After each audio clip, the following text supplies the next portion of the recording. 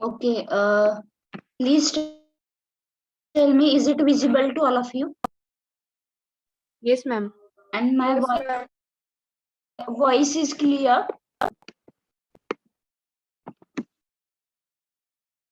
Yes, ma'am.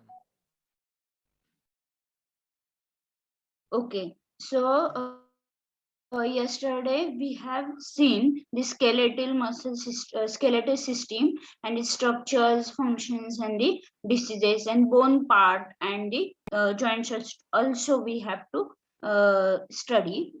Okay, so we can continue.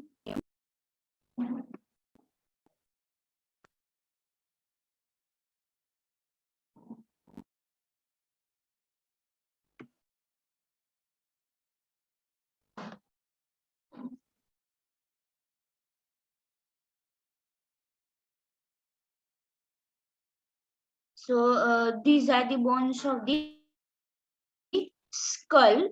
In that various bones are there. So yesterday we have seen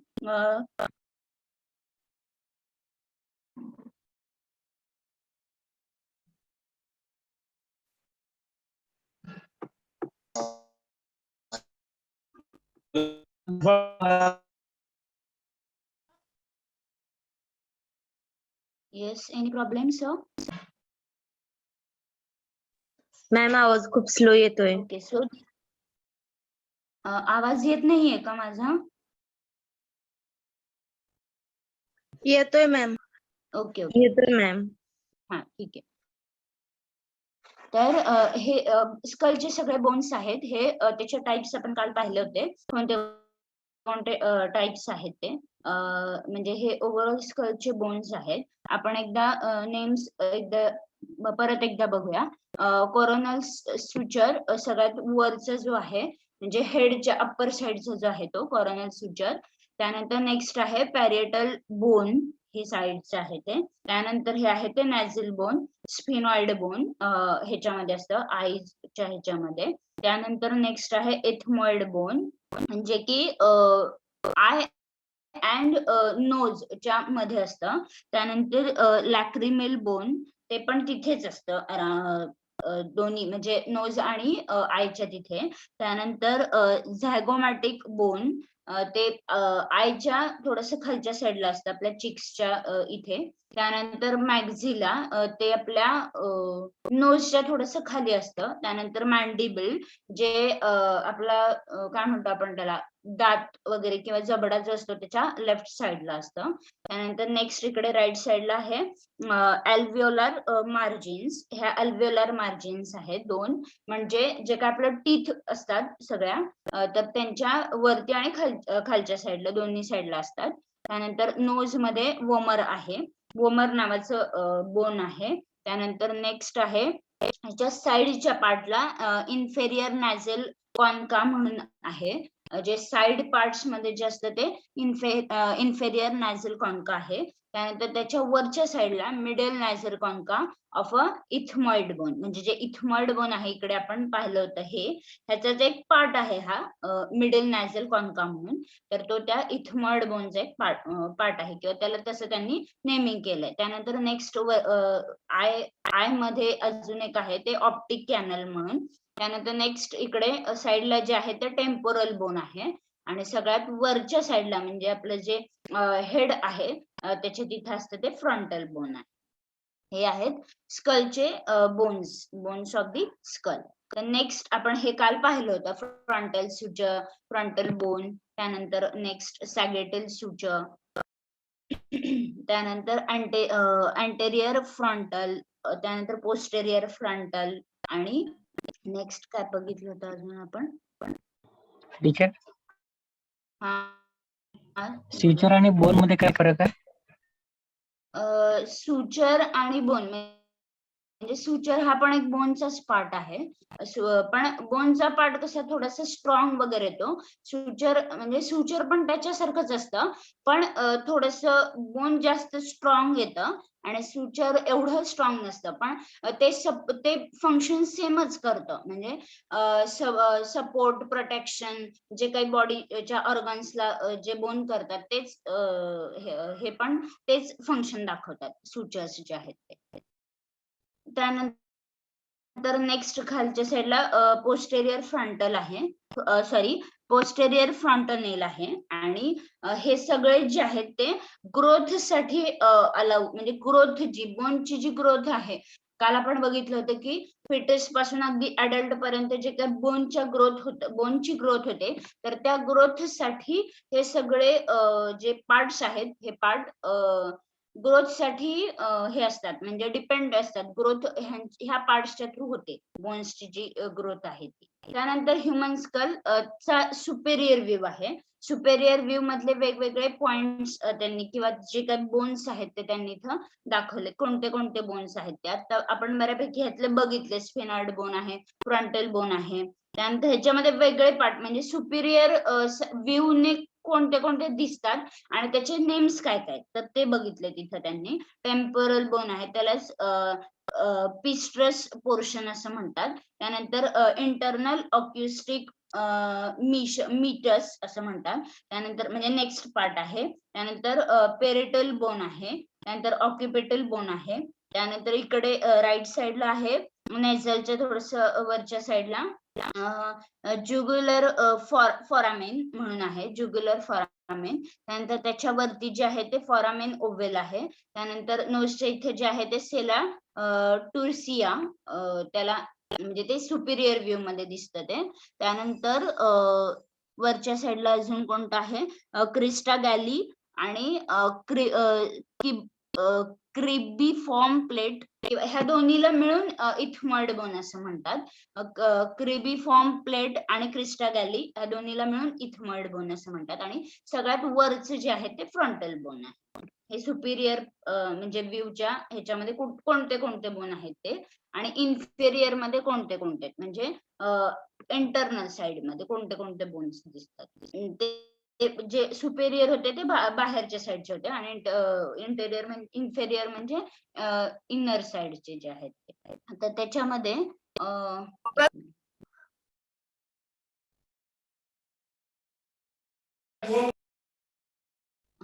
तर hard palette आहे. Hard palette मध्ये कोणते कोणते bone येतात, म्हणजे जे आपलं टीथ वगैरे आहे ना, त्या टीथच्या आतमधले जे बोन्स आहेत ते, तर कोणते कोणते, तर मॅक्झिला, त्यालाच आपण पॅलाटाईन प्रोसेस असं म्हणतो. आणि दुसरं एक पॅलाटाईन बोन. ह्या दोन्ही गोष्टी ज्या पॅलेट मध्ये येतात त्याला हार्ड पॅलेट असं म्हणतात, मॅक्झिला आणि पॅलाटाईन बोन. त्यानंतर झायगोमॅटिक बोन, काल पण आपण बघितलं होतं. झायगोमॅटिक बोन जे टीथच्या साईडला असतं ते, टीथच्या साईडला. त्यानंतर टेम्पोरल बोन जे आहे ते, त्यालाच आपण झायगोमॅटिक प्रोसेस असं म्हणतो. वोमर आहे जे इथं ब्ल्यूश कलरचं दिसतंय ते. त्यानंतर मॅन्डिब्युलर फॉसा आहे इथल्या साईडला. त्यानंतर स्टायलॉइड प्रोसेस आहे इथे. त्यानंतर मॅस्टिओइड प्रोसेस आहे. टेम्पोरल बोन आहे, पेरिटल बोन आहे. त्यानंतर इकडे फोरामेन मॅग्नम आहे इथं मिडलला. त्यानंतर ऑक्युपेटल कॉन्डाईल आहे वरच्या साईडला. हे जे दोन दिसत आहेत ते म्हणजे आपल्या नोजच्या साइड जे असतात ना तिथं. त्यानंतर ज्युग्युलर फॉरामेन. त्यानंतर कॅरोटिड कॅनल, इथे जे असतं ते कॅरोटिड कॅनल आहे. फॉरामेन ओव्हेल आहे. नंतर स्फिनॉइड बोन आहे, त्यालाच ग्रेटर विंग असं पण म्हणतात. आणि सगळ्यात वरच्या साईडला जे आहे म्हणजे टीथच्या साईडला ते मॅक्झिला.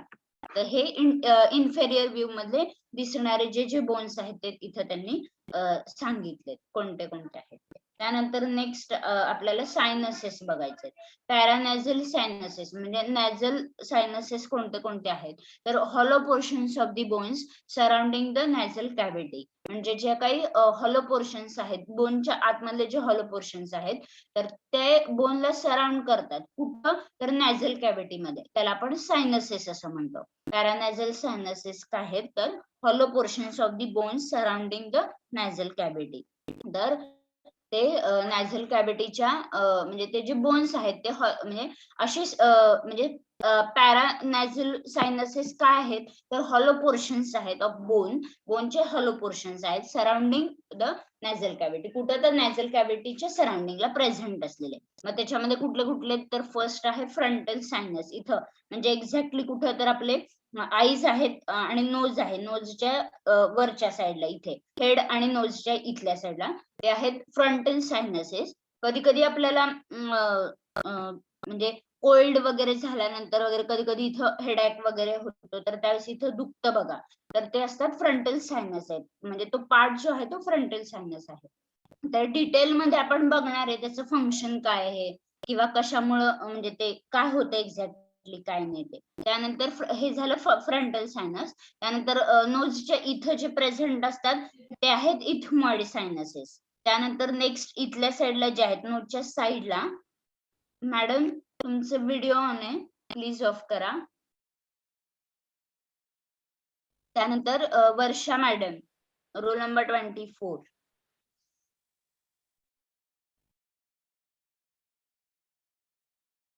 ओके ठीक आहे. तर स्फिनॉइड सायनसेस आहेत हे नोजच्या साईडचे आणि हे जे आहेत ते साईडचे आणि त्याच्या नोजच्या साईडला म्हणजे ब्लूइश कलरचे जे आहेत ते आहेत मॅक्झिलरी सायनसेस. एक मिनिट मला हे सांगायचंय की इथमॉइड सायनसेस जे आहेत ते वरच्या साईडला आहेत बघा ऑरेंज कलरचे दिसत आहेत आणि जे पिंकिश कलरचे आहेत ते स्पिनॉइड सायनसेस आहेत. म्हणजे ओव्हरऑल तो पूर्ण एरिया इथमॉइड सायनस आणि स्पिनॉइड सायनस या दोन्हीचा मिळून आहे हा एरिया.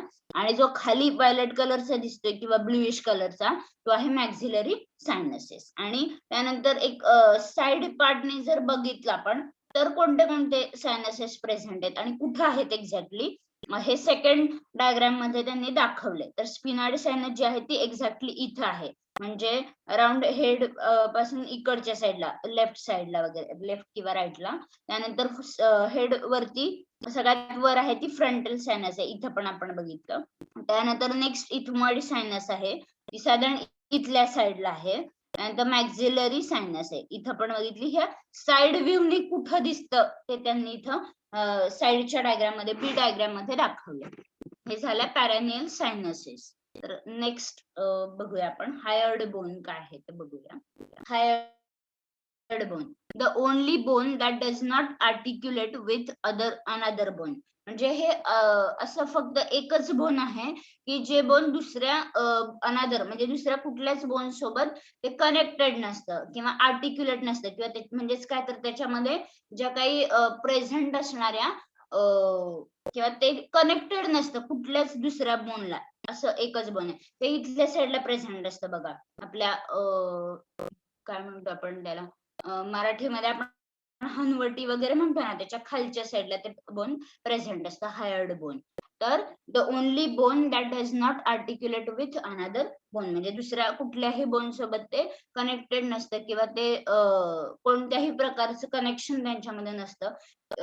तर त्याला ते बोन असं बोन म्हणजे हायर्ड बोन आहे. Serves as a movable base for the tongue. तर ह्याचा जो बेस आहे तो मुव्हेबल आहे. कशामुळे तर आतमध्ये टंग वगैरे प्रेझेंट आहे त्यामुळे ते मुव्हेबल आहे. आता बघा ना आपण ज्यावेळेस फूड इट करतो वगैरे त्यावेळेस किंवा आपण बोलत असताना वगैरे कंटिन्युअसली तो पार्ट किंवा त्या बोनचा पार्ट मूव्ह होत असतो. So serves as a movable base for the tongue. म्हणजे हे एक टंग साठी मुव्हेबल बेस आहे. हा बोन जो आहे हायर्ड बोन तो एक मुव्हेबल बेस म्हणून आहे कुणासाठी तर टंग साठी आणि it is movable bone. Next the vertebral column. आता वर्टेब्रल कॉलम जो आहे तर काय डाऊट आहे का मॅडम किंवा सर? ओके माईक म्यूट करा बरं जरा. तर वर्टेब्रल कॉलम काय आहे तर इंटेरियर आणि पोस्टेरियर असे दोन त्याचे पार्ट्स आहेत. तर आता पहिल्यांदा त्यांनी काय सांगितलंय तर vertebrae separated by the intervertebral disc. म्हणजे जे काही सेपरेशन आहे त्यांचं वर्टिब्रेचं तर ते सेपरेशन इंटरवर्टेब्रल डिस्कच्या अकॉर्डिंग त्यांचं सेपरेशन होतं. इथं दाखवलंय बघा इंटरव्हर्टेब्रल डिस्क दिसतात बघा छोट्या छोट्या, ह्या इंटरव्हर्टेबल डिस्क आहेत. त्यानंतर ह्याचे पार्ट्स आपण बघूया इंटेरियर आणि पोस्टेरियर. पहिल्यांदा हे बघूया. The spine has a normal curvature, म्हणजे जी स्पाइन आहे ही, त्या स्पाइनला नॉर्मल कर्वेचर आहे, म्हणजे एक प्रकारचं शेप आहे, कर्वेचर शेप आहे त्याचा. त्यानंतर each vertebra is given a name according to its location, म्हणजे प्रत्येक वर्टिब्रीला एक सेपरेट नेम आहे, त्यांच्या लोकेशनच्या अकॉर्डिंग त्यांना नेम आहे, सेपरेट नेम आहे. Each vertebra is given a name according to its location, म्हणजे त्यांच्या लोकेशनच्या अकॉर्डिंग त्यांना नेम आहे प्रत्येकाला. तर इथं दोन पार्ट्स आहेत, इंटेरियर आणि पोस्टेरियर. तर आता फर्स्ट सर्व्हिकल वर्टेब्रा, म्हणजे सगळ्यात वरती इंटेरियर पार्ट आपण बघूया. तर फर्स्ट सर्व्हिकल वर्टेब्रा किंवा त्यालाच ऍटलास असं म्हणतात. Next second cervical vertebra axis म्हणतात. इथं वरती दिसतंय बघा, फर्स्ट आहे त्याला ऍटलास म्हणतात. First cervical vertebra, second cervical vertebra axis. Next इथं खालच्या साईडला इंटेरियर पार्ट मध्ये फर्स्ट थोरॅसिक वर्टेब्रा, नंतर नेक्स्ट आहे transverse process, spinous process, intervertebral disc, ह्या ज्या आहेत त्या डिस्क आहेत, सर्क्युलर दिसत आहेत त्या, ओव्हल आहेत त्या, सर्क्युलर डिस्क आहेत. त्यानंतर इंटरवर्टेब्रल फॉरामेन, त्याच्या आतमध्ये इंटरवर्टेब्रल फॉरामेन प्रेझेंट असतं. त्यानंतर फर्स्ट लुंबार वर्टेब्री, म्हणजे फर्स्ट लुंबार वर्टेब्री, जे वर्टेब्री म्हणजे स्पायनल कॉर्ड मध्ये वगैरे प्रेझेंट असतात त्या वर्टेब्रीज. तर फर्स्ट लुंबार वर्टेब्रा इथं दाखवलाय त्यांनी. त्यानंतर नेक्स्ट आता पोस्टेरियर व्ह्यू मध्ये काय काय दाखवलंय, तर सर्व्हिकल कर्वेचर्स, ह्या ज्या कर्वेचर्स बघितल्या आपण, त्या सर्व्हिकल जे पार्ट्स बघितले वर्टेब्राचे, तर ते कर्वेचर्स आहेत. ह्या सगळ्या साईडला ज्या दिसतात ना, ह्याला काय म्हणतो आपण त्याला, अशा बाहेर जे दिसतात त्या कर्वेचर्स आहेत, सर्व्हिकल कर्वेचर्स. कॉन्केव्ह आहेत त्या 7 म्हणजे C1 to C7 असे नेम आहेत त्याला प्रत्येकाला. 7 वर्टिब्रीज आहेत ह्या, तर त्या C1 to C7 असे नेम आहेत त्याला. सर्व्हिकल कर्वेचर्स असं म्हणतो आपण, आणि त्या कशा असतात तर कॉन्केव्ह असतात. त्यानंतर नेक्स्ट आहे थोरॅसिक कर्वेचर्स आहेत. त्या कशा असतात तर कॉन्व्हेक्स असतात, आणि त्या टोटल किती आहेत तर 12 आहेत. 12 वर्टिब्रीज आहेत त्या. तर T1 to T12 अशी असं त्यांचं नेमिंग आहे, T1 to T12 असं. त्यानंतर नेक्स्ट आहेत लुंबार कर्वेचर्स. लुंबार म्हणजे काय म्हणतो आपण,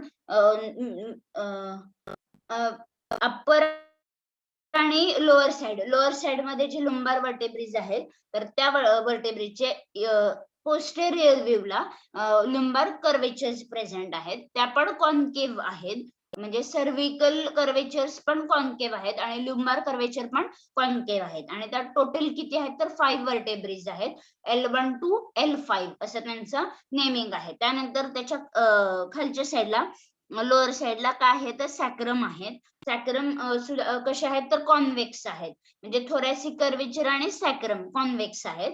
5 फ्युज्ड वर्टिब्रे, म्हणजे ह्याच्यामध्ये काय प्रेझेंट असतात तर 5 वर्टिब्रीज प्रेझेंट असतात, पण त्या फ्युज्ड असतात, म्हणजे सेपरेटेड नसतात, त्या एकमेकांमध्ये फ्यूज झालेले असतात. अशा टोटल 5 फ्युज्ड वर्टिब्रीज तिथं प्रेझेंट असतात. त्याला आपण काय म्हणतो सॅक्रम म्हणतो, आणि ते कॉन्व्हेक्स असतं. आणि सगळ्यात लास्ट पार्ट जो आहे तो कोकॅक्स आहे, त्याच्यामध्ये 4 फ्युज्ड वर्टिब्रीज असतात, म्हणजे सगळ्यात लास्ट पार्ट जो आहे तो कोकॅक्स आहे, आणि त्याच्यामध्ये 4 वर्टिब्रीज प्रेझेंट असतात, पण त्या कशा असतात तर फ्युज्ड असतात, म्हणजे सेपरेट नसतात त्या.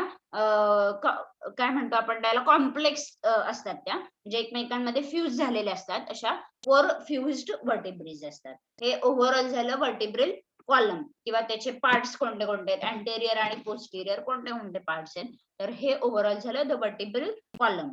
त्यानंतर नेक्स्ट आपल्याला बघायचं आता वर्टिब्रल कॉलम मध्ये एक्झॅक्टली किती किती हे आहेत, कोणते कोणते बोन्स आहेत आणि किती किती आहेत. तर त्याच्यामध्ये बघा 7 सर्व्हिकल वर्टिब्री आता आपण बघितलंच आहे, पण परत एकदा ओव्हरव्ह्यू. 7 सर्व्हिकल वर्टिब्री, 12 थोरॅसिक वर्टिब्री, 5 लुंबार आहेत. त्यानंतर 1 सॅक्रम आहेत, त्यामध्ये 5 फ्युज्ड आहेत, आणि 1 कोकॅक्स आहे, त्याच्यामध्ये 4 फ्युज्ड आहेत. मग vertebrae vary in size and morphology, ते ज्या वर्टिब्रेज आहेत त्या वर्टिब्रल कॉलम मधल्या त्या व्हॅरी होतात साईजच्या अकॉर्डिंग अँड त्यांची मॉर्फॉलॉजी सुद्धा व्हॅरी होते. म्हणजे ओव्हरऑल जे काही ह्युमन बॉडीमध्ये ज्या काही वर्टिब्रेज प्रेझेंट असतात त्या बॉडीच्या साईजच्या अकॉर्डिंग त्या व्हॅरी होतात अँड मॉर्फॉलॉजी सुद्धा व्हॅरी होते त्याची. त्यानंतर इथं जरा डिटेल मध्ये व्यवस्थित दिसतंय बघा. ए डायग्राम आहे आणि बी डायग्राम आहे. ए मध्ये काय दाखवलंय सर्व्हिकल कर्वेचर्स वरचा एकदम फर्स्ट पार्ट आहे. त्यानंतर लेफ्ट साइड बघूया आपण आधी. थोरॅसिक कर्वेचर हा पार्ट पूर्ण मधला. त्यानंतर लुंबार कर्वेचर आहे आणि सगळ्यात लास्ट जी आहे ती पेल्विक कर्वेचर आहे. तर ह्या लेफ्ट साइडचा हा पूर्ण पार्ट झाला ए फिगर मधला, ए डायग्राम मधला. सर्व्हिकल कर्वेचर, थोरॅसिक कर्वेचर, लुंबार कर्वेचर आणि पेल्विक कर्वेचर. त्यानंतर आता इथं त्यांनी राईट साइडला कोणते कोणते पार्ट्स आहेत ते दाखवलेत. वर्टिब्रा प्रॉमिनन्स इथं जे दिसत आहेत ते बाहेर आलेले. त्यानंतर ह्या ज्या आहेत त्या रिब फॅसेट आहेत. ह्या ज्या अशा डीएनए स्ट्रक्चर दिसतंय ना तुम्हाला, तर हे रिब फॅसेट्स आहेत. त्यानंतर इथं जे दाखवल्यात त्या इंटरवर्टेब्रल डिस्क आहेत. ह्या ज्या आहेत त्या ओव्हल शेप्ड आहेत ना, खूप छोट्या छोट्या आहेत त्या. तर त्या डिस्क आहेत, वर्टेब्रल डिस्क आहेत. त्यानंतर इंटरवर्टेबल फॉरामेन आहेत. इथं ज्या प्रेझेंट आहेत त्या हे जे दिसत आहेत ते फॉरामेन आहेत. ह्या दिसत आहेत ना, ह्या व्हाईटिश कलरच्या त्या फॉरामेन आहेत. आणि इथं लास्टला सॅकरम आहे आणि कॉकेट्स आहेत. दोन्ही साइडचे दाखवले ए आणि बी डायग्राम मध्ये. त्यानंतर नेक्स्ट इकडं परत तेच पार्ट दाखवले. सर्व्हिकल वर्टिब्री, थोरॅसिक वर्टिब्री आणि लुंबार वर्टिब्री. ह्याच्यामध्ये तुमच्या लक्षात आलं का की हा आहे तो फ्रंटल व्ह्यू आहे आणि हा जो आहे तो साइड व्ह्यू आहे. म्हणजे हा समोरचा व्ह्यू आहे आणि हा साइडचा व्ह्यू आहे. त्यामुळे हे कसं दिसतंय ते त्यांनी इथं ए आणि बी डायग्राम मध्ये दाखवलं. नेक्स्ट आता structure of a typical vertebrae, म्हणजे एखाद्या पर्टिक्युलर टिपिकल एक वर्टिब्रे त्यांनी घेतले आणि त्याचं स्ट्रक्चर दाखवले आणि त्याच्यामध्ये कोणते कोणते कॉम्पोनंट्स किंवा पार्ट्स प्रेझेंट आहेत ते त्यांनी दाखवले. तर हा अँटेरियर व्ह्यू आहे आणि इथं पोस्टेरियर व्ह्यू आहे. तर आता ओव्हरऑल त्याचे कॉम्पोनंट बघूया आपण. ही जी आहे ती बॉडी आहे. त्यानंतर हे जे व्हाईट कलरचे दिसते ते वर्टेब्रल फॉरामेन आहे, आतमध्ये जे प्रेझेंट असतं ते. त्यानंतर इथं ह्या ज्या आहेत त्या ओव्हरऑल ज्या साइडला आलेल्या आहेत त्या वर्टेब्रल आर्क आहेत. त्यानंतर हे जे दिसते ते स्पायनस प्रोसेसेस आहेत. ह्या ज्या दिसत आहेत त्या लॅमिना आहेत. त्यानंतर ट्रान्सवर्स प्रोसेसेस आहेत ह्या. त्यानंतर सुपेरियर आर्टिक्युलर प्रोसेस आहेत ह्या ज्या दिसत आहेत त्या. त्यानंतर पेडिकल आहेत. ह्या सर्क्युलर हे सर्कल जे दिसत आहेत ते पेडिकल्स आहेत. ओके, हे ओरल स्ट्रक्चर एक टिपिकल वर्टिब्री म्हणजे त्याच्यामध्ये कोणते कोणते कॉम्पोनंट आहेत ते आपल्याला लक्षात आलं. एक पर्टिक्युलर वर्टिब्री घेतले त्यांनी आणि त्याचं कॉम्पोनंट्स आणि एक स्ट्रक्चर त्यांनी इथं दाखवलंय आपल्याला. तर thoracic cage, ribs, thoracic vertebrae, sternum and costal cartilages. True ribs are directly attached to the sternum and first 7 pairs म्हणजे पहिल्या ज्या 7 pairs आहेत त्या डायरेक्टली स्टर्नमला अटॅच्ड असतात.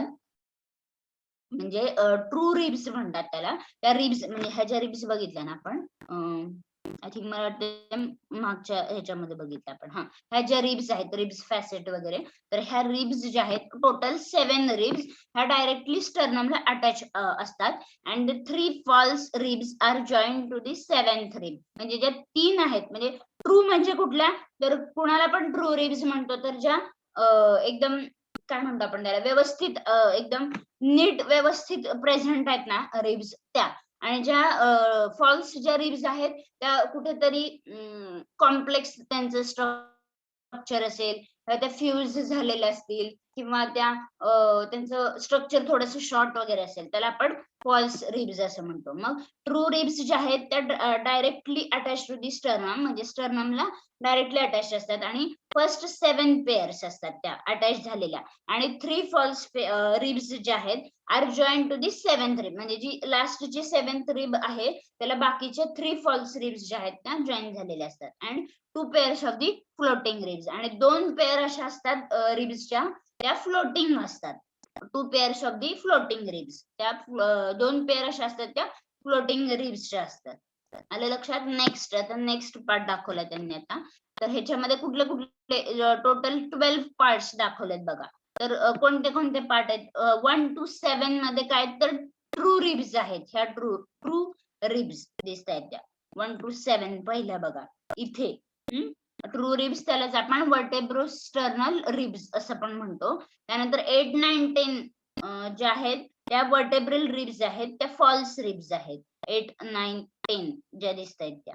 आणि 11, 12 ज्या आहेत त्या फ्लोटिंग रिब्स आहेत. वर्टेब्रल रिब्स असं म्हणतो आपण त्याला. ह्या फ्लोटिंग रिब्स आहेत. आणि ह्या ज्या आहेत 8, 9, 10 त्या आहेत फॉल्स रिब्स. त्यालाच आपण वर्टेब्रो कॉन्ड्रल रिब्स असं म्हणतो. आणि ज्या ट्रू रिब्स आहेत त्याला वर्टेब्रो स्टर्नल रिब्स असं म्हणतो. त्यानंतर इथं राईट साइडला थोरॅसिक वर्टेब्रा दाखवलाय. त्यानंतर इथं मध्ये मिडलला मॅनोब्रीम दाखवले आणि बॉडी आहे आणि स्किफॉइड प्रोसेस दाखवले. तर ह्या तिन्हीला मिळून स्टर्नम असं म्हणतात. म्हणजे जे स्टर्नम आता आपण ऐकत होतो तर त्या स्टर्नम मध्ये पण मेन 3 पार्ट्स आहेत. मॅनोब्रियम, त्यानंतर बॉडी आणि स्किफॉइड प्रोसेस असे 3 पार्ट्स आहेत. त्याला त्या तिन्हीला मिळून स्टर्नम असं म्हणतात. त्यानंतर नेक्स्ट इथं परत रिब्स दिसत आहेत बघा. इथं दाखवलं रिब्स आणि कोस्टल कार्टिलेज. हे जे आतमध्ये व्हाईटिश कलर्स आहेत ते कार्टिलेज आहेत. ते कोस्टल कार्टिलेज आहेत. आणि ह्या ज्या येलोइश कलरच्या दिसत आहेत साईडच्या त्या आहेत रिब्स आहेत. त्यानंतर हे आलं ओव्हरऑल लक्षात तुमच्या. त्यानंतर नेक्स्ट आता जॉईंट्सचा पार्ट बघायचा आपल्याला. कोणते कोणते जॉईंट्स प्रेझेंट आहेत आणि त्यांचं फंक्शन किंवा काय आहेत एक्झॅक्टली ते बघायचं आपल्याला. तर फिब्रस जॉईंट्स बघूया आपण. Fibrous joints connect bones without allowing any movement. म्हणजे जे फिब्रस जॉईंट्स आहेत ते काय करतात तर बोनला कनेक्टेड असतात पण विदाउट अलाउइंग एनी मुवमेंट. म्हणजे त्याच्यामध्ये कोणत्या प्रकारची मुवमेंट होत नाही किंवा ते कुठल्याही मुवमेंटला अलाउ करत नाहीत. जे फिब्रस जॉईंट्स आहेत ते. The bones of your skull and pelvis are held together by fibrous joints. म्हणजे जे स्कलचे बोन्स आहेत आणि पेल्विसचे जे बोन्स आहेत ते बोन्स म्हणजे ते बोन्स जे आहेत ते फिब्रस जॉईंट्स तिथं फिब्रस जॉईंट प्रेझेंट असतात. म्हणजे ते काही मुव्हेबल नाहीयेत ना ते बोन्स. त्यामुळं the bones of your skull and pelvis are held together. म्हणजे ते जे एकत्र असतात ते बाय फिब्रस जॉईंट. म्हणजे कशामुळं एकत्र असतात तर ह्या फिब्रस जॉईंट मुळे ते एकत्र जॉईंट झालेले असतात ते बोन्स सगळे. तर तिथं जो जॉईंट असतो तो फिब्रस जॉईंट असतो. आणि फिब्रस जॉईंट म्हणजे काय एक्झॅक्टली तर fibrous joints connect bones without allowing any movement. म्हणजे ते बोनला कनेक्टेड असतात किंवा बोनला कनेक्ट करून घेतात किंवा ते जॉईंट्स असे आहेत की ते बोन्स कनेक्ट करतात पण ते एखाद्या मुवमेंटला किंवा कुठलीही मुवमेंट जर असेल तर त्याला ते अलाउ करत नाही. मग स्कल मध्ये आणि पेल्विस मध्ये जे बोन्स आहेत त्यांची मुवमेंट होत नसते ना त्यामुळे ते तिथं फिब्रस जॉईंट्स प्रेझेंट असतात. नेक्स्ट जॉईंट कुठले आहेत तर कार्टिलेजिनस जॉईंट्स आहेत. तर cartilaginous joints are joints in which the bones are attached by the cartilage. म्हणजे ह्याच्यामध्ये ह्या जॉईंट मध्ये काय होतं तर बोन्स जे आहेत ते कार्टिलेजला अटॅच आहेत. आता इथं बघितलं बघा आपण ह्याच्यामध्ये तर इथं कसं होतं आतमध्ये कार्टिलेजेस आहेत कोस्टल कार्टिलेज वगैरे. तर ऍक्च्युली हा पार्ट वेगळा आहे पण एक एक्झाम्पल म्हणून सांगायला झालं तर तुम्हाला जे असे बोन्स की जे कार्टिलेजला अटॅच्ड आहेत असं सांगितलं त्यांनी. Cartilaginous joints are the joints in which the bones are attached by the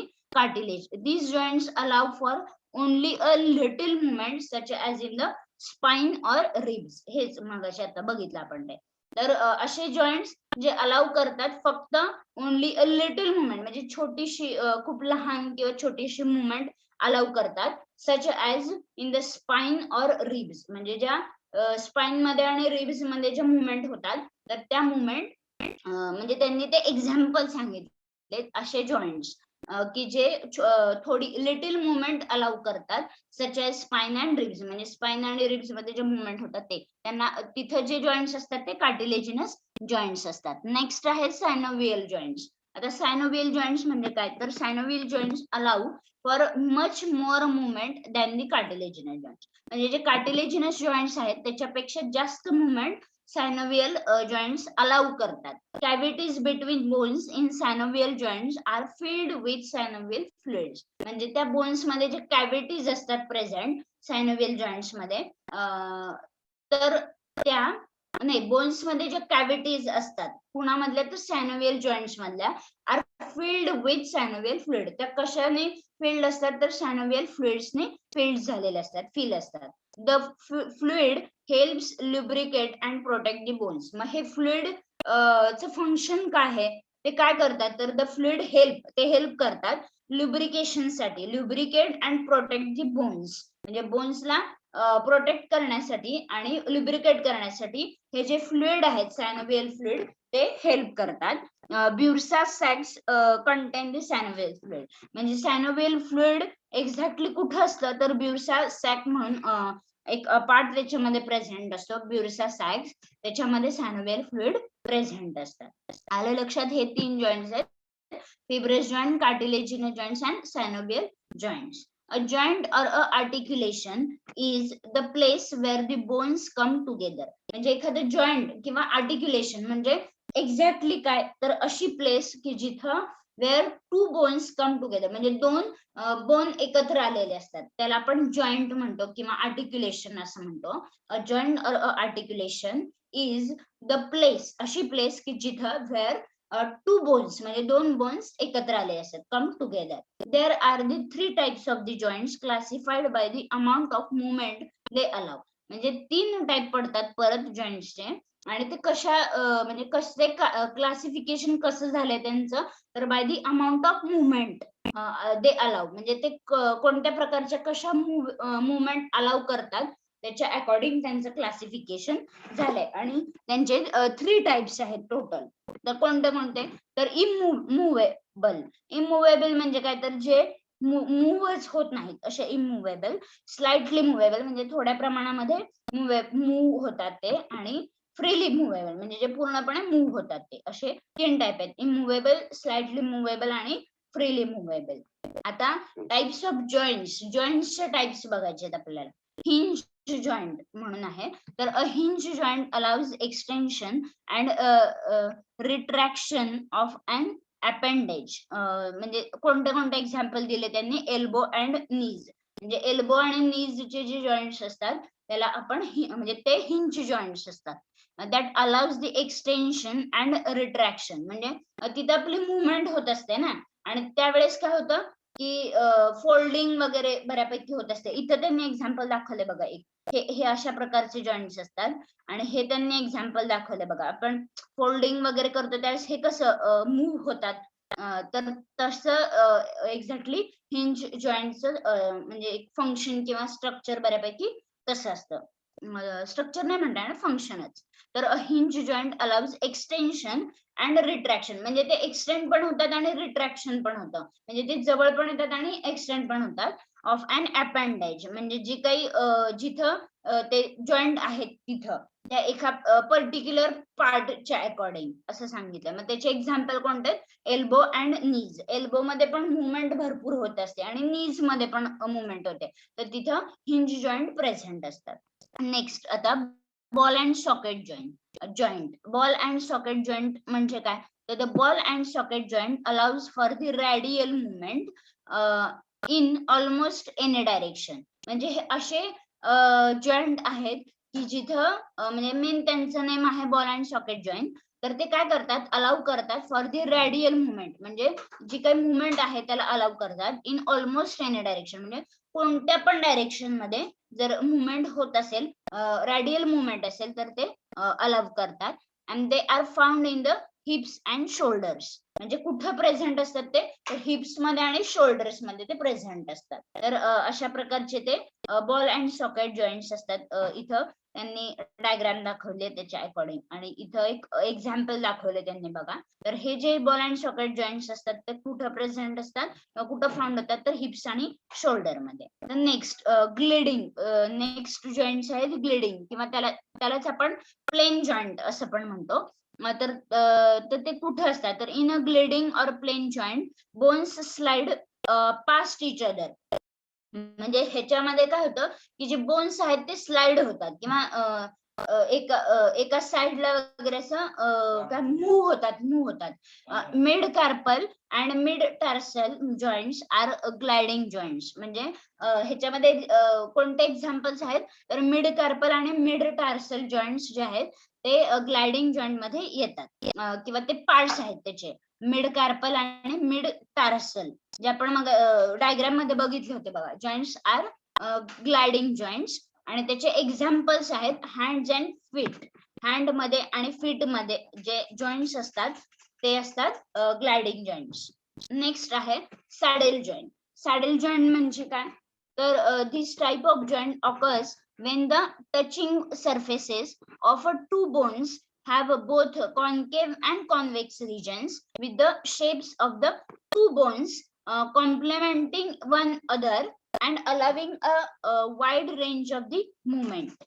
म्हणजे अशा टाइपचे जॉईंट असतात हे की वेन द टचिंग सर्फेसेस त्यांच्या सर्फेसला टच होतो ऑफ टू बोन्स म्हणजे दोन बोन्स तिथं टच झालेले असतात have both concave and convex region म्हणजे दोन्ही पण रिजन असतात तिथं कॉन्केव्ह आणि convex regions with the shapes of the two bones म्हणजे दोन बोन्सचे कॉम्प्लिमेंटिंग वन अदर एकमेकांना ते कॉम्प्लिमेंटिंग करतात. म्हणजे काय तर ते दोन बोन्स तिथं त्याच्या अकॉर्डिंग मुव्हेबल असतात आणि ते तिथं प्रेझेंट असतात. ते एकमेकांना हे करतात मूव्ह करू शकतात आणि ते प्रेझेंट असतात तिथं and one other and allowing a wide range of the movement.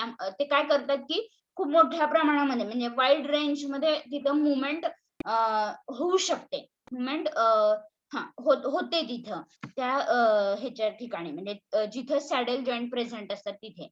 तर ते सांगितलं त्यांनी की allowing wide range of the movement. मग एक्झॅक्टली ह्याचं एक्झाम्पल काय किंवा नक्की सॅडल जॉईंट कुठे प्रेझेंट असतात तर थंब मध्ये.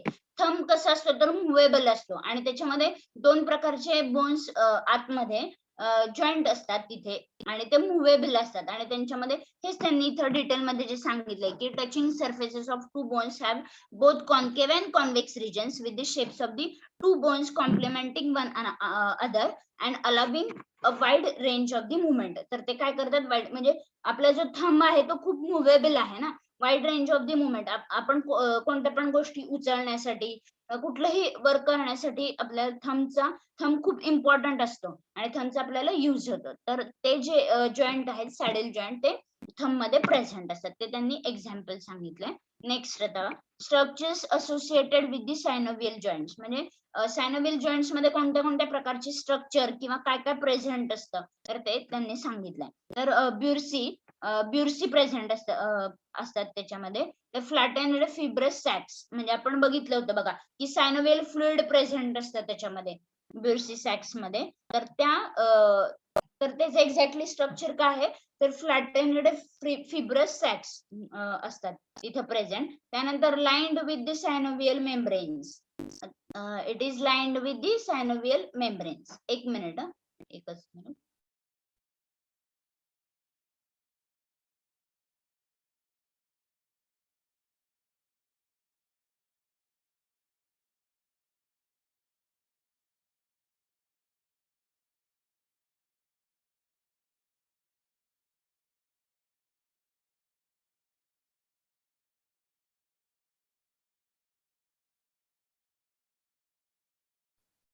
ओके. तर ब्युरसी म्हणजे फ्लॅटेन्ड फिब्रस सॅक्स म्हणजे जे सायनोव्हियल फ्लुइड ज्याच्यामध्ये प्रेझेंट असतं तर त्या ब्युरसी सॅक्स. तर ते काय कसं स्ट्रक्चर असतं त्याचं तर फ्लॅटेन्ड फिब्रस सॅक्स तिथं प्रेझेंट असतात किंवा त्यांचं स्ट्रक्चर असतं फ्लॅटेन्ड फिब्रस सॅक्स सारखं. लाईन विथ सायनोव्हियल मेम्ब्रेन्स कशासोबत लाईन झालेले असतात तर सायनोव्हियल मेम्ब्रेन असतं त्यांच्या आउटर मोस्ट पार्टला. नंतर फिल्ड विथ सायनोव्हियल फ्लुइड असतं त्याच्यामध्ये. Not actually part of the joint म्हणजे हा एक जॉईंटचा पार्ट आहे असं नाही म्हणजे तो ऍक्च्युअल पार्ट नाहीये जॉईंटचा. त्यानंतर टेंडॉन सीड त्याच्यामध्ये अजून एक पार्ट आहे तो आहे टेंडॉन सीड. त्याच्यामध्ये काय तर elongated bursa that wraps around a tendon. म्हणजे ह्याच्यामध्ये ज्या ब्युरसीज ज्या आहेत त्या इलॉंगेटेड असतात अँड दॅट त्या रॅप करतात अराउंड अ टेंडॉन म्हणजे जे टेंडॉन्स आहेत त्यांना ते रॅप करतात. नेक्स्ट आहे सायनोव्हियल जॉईंट. ओके. इथे आता सायनोव्हियल जॉईंट दाखवले, त्याचे पार्ट्स दाखवलेत वेगळे वेगळे, कोणते आहेत ते. Tendon of the bicep muscle, हे टेंडॉन्स दाखवलेत बघा. बायसेप इथे शोल्डर दाखवले, म्हणजे शोल्डरचा पार्ट दाखवलाय. त्याच्यामध्ये tendon of the bicep muscle, त्यानंतर टेंडॉन सीथ जे आहे ग्रीनिश कलरचे जे दिसते ते, त्यानंतर लिगामेंट आहे इथे, त्यानंतर ब्युरसाज प्रेझेंट आहेत. इथे पण वरती ब्ल्यूइश व्हाईटिश कलरचे जे दिसत आहेत त्या लिगामेंट आहेत. त्यानंतर अॅक्रोमियन ऑफ दी स्कॅप्युला, स्कॅप्युला नावाचे जे बोन आहे त्याचा अॅक्रोमियन ऑफ दी स्कॅप्युला हा पार्ट आहे त्याचा. त्यानंतर नेक्स्ट राईट साइडला बघा, इथं जॉईंट कॅव्हिटी कंटेनिंग सायनोव्हियल फ्लुइड, ही जी कॅव्हिटी आहे ती जॉईंट आहे आणि त्याच्यामध्ये सायनोव्हियल फ्लुइड प्रेझेंट आहे. त्यानंतर इथं जे आहे ब्लूइश वगैरे असं थोडस कलर मधलं हे जे लाईन झालेलं आहे ते आहे आर्टिक्युलर हायलाइन कार्टिलेज आहे हे जे दिसतंय ते. त्यानंतर सायनोव्हियल मेम्ब्रेन आहे ग्रीनिश कलरचं. त्यानंतर फिब्रस आर्टिक्युलर कॅप्सूल, पिंक कलरचे हे जे दिसत आहेत त्या फिब्रस आर्टिक्युलर कॅप्सूल आहेत. आणि इथे खालच्या साईडला जे आहे ते ह्युमेरस बोन आहे, हे जे एकदम खालच्या साईडला लोअर साईडला जे प्रेझेंट आहे ते ह्युमेरस बोन आहे. हे ओव्हरऑल झालं सायनोव्हियल जॉईंट आणि त्याच्यामधले वेगवेगळे कंपोनेंट्स बघितले आपण. तर types of the synovial joints based on the shape, म्हणजे त्यांच्या शेपच्या अकॉर्डिंग त्याचे टाइप्स कसे कसे कोणते कोणते आहेत. तर प्लेन जॉईंट आहे, हे एकदम प्लेन जॉईंट आहे. ह्या ज्या आहेत दोन येलो कलरचे दाखवल्यात त्या कार्पेल्स आहेत. तर इथे दाखवले बघा त्यांनी ऍक्च्युअल शेप, म्हणजे हे जे आहे ते मुव्हेबल आहे, त्यामुळे त्याला आपण प्लेन जॉईंट असं म्हणतो. त्यानंतर नेक्स्ट आहे हिंज जॉईंट. हिंज जॉईंट मध्ये ह्युमेरस अँड अल्ना जो बोनचा पार्ट आहे तो ह्युमेरस अँड अल्ना तो प्रेझेंट असतो. तर ह्याचं ऍक्च्युअल वर्किंग फंक्शन कसं आहे तर हे असं आहे. त्यानंतर पिवोट जॉईंट आहे. पिवोट जॉईंट मध्ये अल्ना अँड रेडियस प्रेझेंट असते. हे रेड कलरचं आहे, सॉरी येलो कलरचं जे आहे ते रेडियस आहे आणि व्हाईट कलरचं ते अल्ना. इथं येलोइश कलरचा वरचा अप्पर पार्ट किंवा इथला जो पार्ट आहे तो आहे ह्युमेरस आणि जो लोअर पार्ट आहे तो अल्ना आहे. ह्या ज्या दोन आहेत त्या कार्पेल्स आहेत इथं. तर हे पिओट जॉईंट आहे, त्याच्यामध्ये अल्ना अँड रेडियस प्रेझेंट असते आणि हे बऱ्यापैकी ह्याचं स्ट्रक्चर किंवा वर्क फंक्शनिंग अशा प्रकारचं असतं. तर इथं राईट साईडला काय काय दाखवलंय बघा, A, E, D, B, C and F हे पार्ट्स दाखवलेत. तर त्याच्यामध्ये नॉन एक्झियल, युनिएक्झियल, बायएक्झियल आणि मल्टी एक्झियल असे वेगवेगळे पार्ट्स दाखवलेत. तर हा जो येलोइश कलरचा इथला F पार्ट आहे तो मल्टी एक्झियल आहे. त्यानंतर हे ब्ल्यू कलरचा C पार्ट आहे तो आहे युनिएक्झियल आहे. त्यानंतर रेड कलरचा आहे नॉन एक्झियल, ग्रीन कलरचा आहे तो बायएक्झियल आहे. हे जे दिसत आहेत ते ओव्हरऑल हँड मधला पूर्ण पार्ट दाखवलाय त्यांनी इथं, जो इथं आहे तो जॉईंट आहे. तर हा पूर्ण हँडचा पार्ट दाखवलाय. त्याच्यामध्ये कुठले कुठले सिनॉइल जॉईंट्सचे शेप आणि त्यांचे पार्ट कोणते कोणते ते दाखवलेत त्यांनी. नॉन एक्झियल, युनिएक्झियल, बायएक्झियल आणि मल्टी एक्झियल. त्यानंतर नेक्स्ट अजून त्याचे पॉइंट आहेत. कॉन्डेलॉइड जॉईंट आहे बघा, हा डी टाइप आहे तो कॉन्डेलॉइड जॉईंट. त्याच्यामध्ये काय तर मेटाकार्पेल आणि फॅलॅंग्स प्रेझेंट आहेत. हे जे वरचे आहेत ते मेटाकार्पेल आहेत आणि जे इथं लोअर साइडला आहेत ते फॅलॅंग्स आहेत. त्यानंतर सॅडल जॉईंट मगाशी आपण बघितलेला तो आहे थंब मध्ये असतो प्रेझेंट. कार्पल आणि मेटाकार्पल हे दोन प्रेझेंट असतात त्याच्यामध्ये. बऱ्यापैकी फंक्शनिंग वरती इथे दाखवलंय बघा, कुठं मूव्ह होतं डायरेक्शन दाखवलंय, कसं मूव्ह होतं आणि कुठं मूव्ह होतं त्या डायरेक्शन दाखवल्यात बघा इथं. तर ते कार्पेल आणि मेटाकार्पेल आहेत. आणि लास्ट आहे बॉल अँड सॉकेट जॉईंट. तर त्याच्यामध्ये हेड ऑफ दी ह्युमेरस इथे आणि हे स्कॅप्युलाज आहेत आणि ह्यांचं मुव्हिंग किंवा फंक्शनिंग असं असतं. म्हणजे ह्या डायरेक्शन दाखवल्यात कसं मूव्ह होतं ते. आणि सेम इथं पण तेच आहे दाखवलंय, नॉन एक्झियल, युनिएक्झियल, बायएक्झियल आणि मल्टी एक्झियल. तर हा झाला जॉईंटचा ओव्हरऑल पार्ट. हे जॉईंटचे वेगवेगळे टाइप आहेत, plane joint, hinge joint, pivot joint, condyloid joint, saddle joint आणि बॉल अँड सॉकेट जॉईंट. त्यानंतर नेक्स्ट आता पार्ट आपल्याला बघायचा diseases and conditions of the skeletal system. वेगवेगळ्या प्रकारच्या डिसीजेस कोणते कोणते आहेत काय नाही. तर आर्थरायटिस एक्झॅक्टली काय आहे तर rheumatoid arthritis usually affects the joints symmetrically, may initially begin in a couple of joints only and most frequently attacks the wrists, hands, elbows, shoulders, knees and ankles. कोणत्या पार्ट्स मध्ये हे attack करतं, तर जो rheumatoid arthritis आहे तो actual काय आहे, तर इट अफेक्ट्स ऑन जॉइंट्स, म्हणजे जॉइंटला तो अफेक्ट करतो ऑन बोथ साइड्स इक्वली, म्हणजे दोन्ही इक्वल साइडला तो अफेक्ट करतो जॉइंट्सला. आर्थरायटिस जो आहे तो rheumatoid arthritis and may initially begin in a couple of joints only, म्हणजे सगळ्यात स्टार्टिंगला ना वेगवेगळ्या जॉइंटच्या टाइप्स मध्ये पहिल्यांदा स्टार्ट होतो तो initially and most frequently attacks the, मग नंतर नंतर काय होतं, तो रिस्ट मधले जे जॉइंट आहेत तिथे, हँड्स मध्ये, एल्बो मध्ये, शोल्डर्स मध्ये, नीज मध्ये आणि अँकल्स मध्ये. इथं रेड कलरचे सर्कल्स दाखवलेत बघा, तिथं तिथं ते परत नंतर नंतर जसं जसं वाढेल तसं तसं तो तिथं अटॅक करत जातो. तर हा झाला आर्थरायटिस किंवा त्यालाच आपण रुमॅटॉइड आर्थरायटिस असं म्हणतो. इथं ऍक्च्युअल दाखवलंय बघा डायग्राम. तर ह्याच्यामध्ये रुमॅटॉइड आर्थरायटिस लेट स्टेज, म्हणजे एकदम लास्ट स्टेज मध्ये काय होतं, तर अशा प्रकारचं म्हणजे असं होतं, त्यांनी दाखवलं इथं डायग्राम मध्ये. आता काय काय पार्ट आहेत बघा.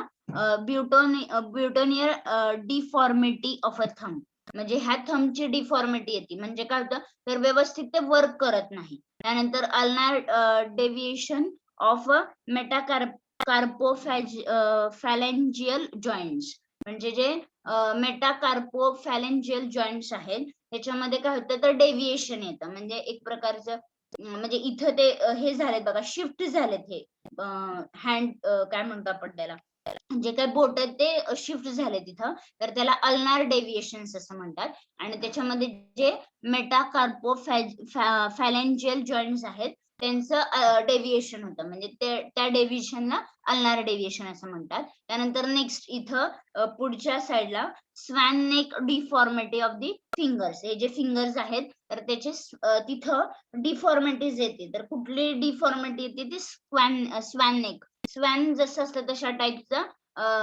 त्याचं नेक असतो तशा टाईपची डिफॉर्मिटी तिथे येते, म्हणून त्याला काय नेम दिले त्यांनी, तर swan neck deformity of the fingers. त्या फिंगर्सला तशी डिफॉर्मिटी येते स्वान नेक, स्वानच्या नेक सारखी, म्हणून त्याला swan neck deformity of the finger असं म्हटलंय त्यांनी. हे ओव्हरऑल रुमॅटॉइड आर्थरायटिसचं स्ट्रक्चर, म्हणजे एक्झॅक्टली काय होतं त्याच्यामध्ये, ते जॉइंट्स मध्ये कसं एक्झॅक्टली काय होतं ते त्यांनी इथं दाखवलंय.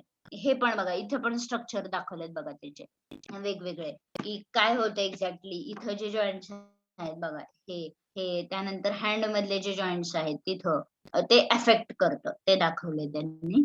एक्झॅक्टली हे असं होतं बघा, हे फिगर्स फोटोज दाखवले त्यांनी. त्यानंतर ब्युरसिटीज हा नेक्स्ट पार्ट आहे. याच्यामध्ये काय होतं, तर जे ब्युरसा सॅक्स आहेत, सॅनोवियल फ्लुइड जे कंटेन करतं, त्या ब्युरसा सॅक्स जे आहेत, एक सेकंड,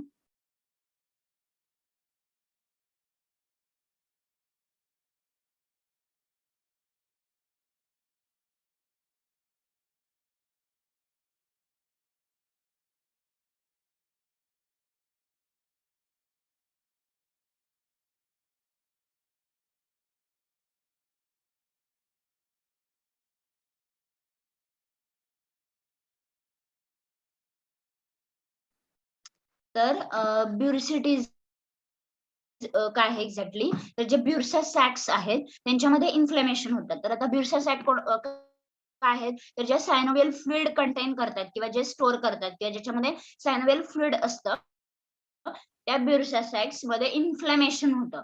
तर त्याला आपण ब्युरसिटीज असं म्हणतो, तो डिसीज आहे bursitis, and can become inflamed from the injury or the infection, म्हणजे ते काय होतं, इन्फ्लेमेशन झाल्यामुळं तिथं इंजुरी किंवा इन्फेक्शन फॉर्म होतं. And located pain or swelling, मग त्या ठिकाणी काय होतं, खूप पेन होतं किंवा स्वेलिंग होतं, म्हणजे त्याचं लोकेशन तसं होतं किंवा तिथं पेन किंवा स्वेलिंग होतं.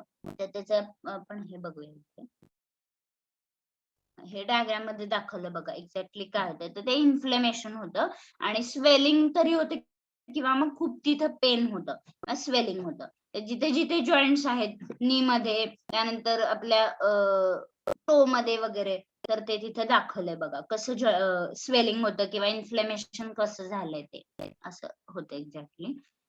नेक्स्ट टेंडॉनिटीज म्हणजे काय होतं, तर टेंडॉनला इन्फ्लेमेशन होतं. Tendinitis is inflammation of tendon. Inflammation of the tendon. Movement becomes painful and most common cause of the tendonitis is overuse.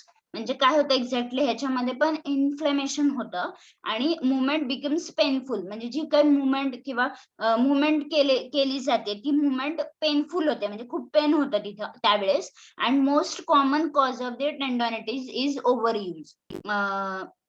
Okay, तर कॉमन कॉज काय आहे टेंडॉनिटीचा, तर ओव्हरयूज, म्हणजे जिथे जास्त प्रमाणामध्ये आपलं यूज होतो, म्हणजे जो पार्ट जास्त यूज होतो त्या ह्याच्यामध्ये तिथं जास्त टेंडॉनिटीचं काय म्हणतो आपण तो डिसीज होऊ शकतो तिथे. म्हणजे एक्झॅक्टली काय होतं, तर टेंडॉनला इन्फ्लेमेशन होतं, त्यानंतर पेनफुल जी मुवमेंट होती ती खूप पेनफुल होती, म्हणजे तिथं खूप पेन होतं. And most common cause of tendinitis, म्हणजे टेंडॉनिटीजचा कॉमन कॉज किंवा कुठं प्रेझेंट राहतं, तर ओव्हर यूज जिथं आहे किंवा जास्त प्रमाणामध्ये त्याच्या पार्टचा यूज होतो तिथं टेंडॉनिटीज फॉर्म होतात. तर आता इथं दाखवलंय बघा डायग्राम मध्ये, शोल्डर इम्पिंचमेंट, म्हणजे जिथे शोल्डरचा हा पार्ट आहे हे जास्त मुव्हेबल आहे. हा पार्ट इथं पण दाखवलंय बघा त्यांनी हा पार्ट, तर ह्या पार्ट मध्ये मुवमेंट वगैरे जास्त होते, तर तिथं हे होतं टेंडॉनिटीज फॉर्म होतात. त्यानंतर इथं इथल्या साईडला वगैरे इथे इथल्या साईडला इन्फ्लेमेशन ऑफ दी ऍक्च्युअली टेंडॉन्स, म्हणजे इथं जे टेंडॉन प्रेझेंट असतात त्यांच्यामध्ये इन्फ्लेमेशन होतं ज्या ऍक्च्युअली टेंडॉन्स आहेत त्या, तर त्यामुळे तिथे इन्फ्लेमेशन झाल्यामुळे टेंडॉनिटीज फॉर्म होतात. Next carpel tunnel syndrome. पुढचा जो सिंड्रोम आहे तो कार्पेल टनेल सिंड्रोम आहे. त्याच्यामध्ये एक्झॅक्टली काय होतं, तर स्वेलिंग और change in the position of the tissue. ह्याच्यामध्ये काय होतं, तर स्वेलिंग होतं किंवा त्या टिश्यूची जी पोझिशन आहे ती चेंज होती within the carpal tunnel, squeezes and irritates the median nerve. मग जी कार्पेल टनेल आहे ती काय होती, म्हणजे त्या कार्पेल टनेल मध्ये काय होतं, जे टिश्यूज प्रेझेंट आहेत त्यांची पोझिशन चेंज होते किंवा ते स्वेलिंग होतात, ते स्वेल होतात, म्हणजे सूज येते तिथं. आणि काय म्हणलं त्यांनी, within the carpal tunnel squeezes and irritates the median nerve. आणि मग ते काय होतं, स्क्वीज होतं ते जे टनेल आहे ते, म्हणजे ट्विस्ट वगैरे झाल्यासारखं होतं, थोडंसं स्क्वीज होतं. अँड ते काय करतं, इरिटेट करतं मेडियन नर्वला, म्हणजे तिथं जी नर्व प्रेझेंट आहे त्या मेडियन नर्वला ते इरिटेट करतं. Next causes tingling and numbness of the thumb, म्हणजे कुठं कुठं होतं, तर जे थंब मध्ये काय होतं, तर tingling and numbness of the thumb, index and the middle fingers. कुठं कुठं हे कार्पेल टनल सिंड्रोम कुठं कुठं होऊ शकतं, तर जे थंब मध्ये, त्यानंतर मिडल फिंगर्स मध्ये आणि इंडेक्स मध्ये, म्हणजे जो काही मिडल पार्ट वगैरे आहे तिथं. तर त्यावेळेस काय होतं एक्झॅक्टली, तर टिंगलिंग अँड नमनेस, म्हणजे एक थोडस काय म्हणतो आपण, बधीर वगैरे झाल्यासारखं होतं, असं होतं, किंवा मुवमेंट किंवा तिथं काही आपण कोणती मुवमेंट केली किंवा काय, तर ते लक्षात येत नाही, कळत नाही असं, तर ते होतं एक्झॅक्टली. तर कुठे होतं, थंब मध्ये, इंडेक्स मध्ये आणि मिडल फिंगर मध्ये. कोण, तर कार्पेल टनेल सिंड्रोम. तर इथे दाखवलंय बघा त्यांनी एक्झॅक्टली काय होतं ते. इथं स्टिच ते हे झाल्यानंतर स्टिचिंग केलंय त्याला, त्यामुळे ते तसं दिसतंय. त्यानंतर इथं एक्झॅक्टली नीट लक्षात येईल. मेडियन नर्व बघा, इथं मेडियन नर्व आहे. ट्रान्सवर्स कार्पेल लिगामेंट आहे ही. त्यानंतर फ्लेक्झर टेंडॉन्स आहेत, हे जे आहेत ते फ्लेक्झर टेंडॉन्स आहेत, ते फ्लेक्झिबल आहेत ना, ते फ्लेक्झर टेंडॉन्स आहेत. इथं टनेल आहेत आणि हे नर्व्स आहेत बाकीचे जे दिसत आहेत. तर इथं ऍक्च्युअल ते कार्पेल टनेल सिंड्रोम एक्झॅक्टली इथं फॉर्म होतो. त्यानंतर ऑस्टिओपोरोसिस. ऑस्टिओपोरोसिस एक्झॅक्टली काय आहे, तर ठीक आहे, आपण वाटलं तर नेक्स्ट लेक्चर मध्ये बघूया हा पार्ट, नेक्स्ट डिसीजेस जे आहेत ते. ओके, आपण प्रेझेंट घेऊया का आता. मॅम बोला. मॅम तुम्ही रिटर्न नोट्स देणार आहे का? तुम्हाला शेअर करायचं क्लास, काय? तुम्ही हँड रिटर्न नोट्स देणार आहे का? हो क्लासरूमला मी शेअर करते, पूर्ण चॅप्टरच करून टाक. आता आज सगळंच शेअर करते तुम्हाला मी. हा ठीक आहे, मॅम. मला प्रेझेंट द्या. Roll number 1. Present ma'am. Okay, मला इथं रोल नंबर्स दिसत आहेत. मी जे दिसत नाहीये त्यांचे रोल नंबर हे करते. 3, 4, 5, 6. Roll number 12.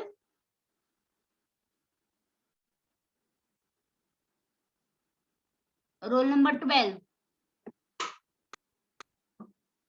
Roll number 16. Present ma'am. Okay, 16 present. Roll number 19. Present ma'am. Okay.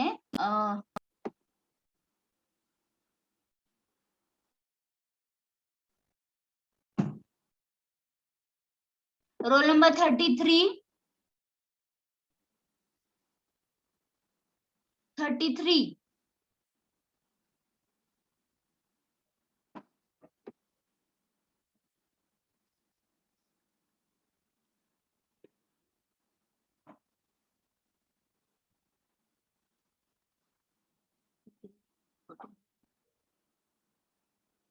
$53. Roll number 53.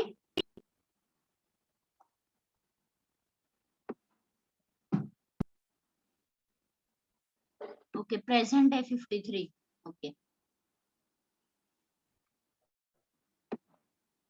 58. Roll number 58. Present ma'am. Okay, 58 present आहे.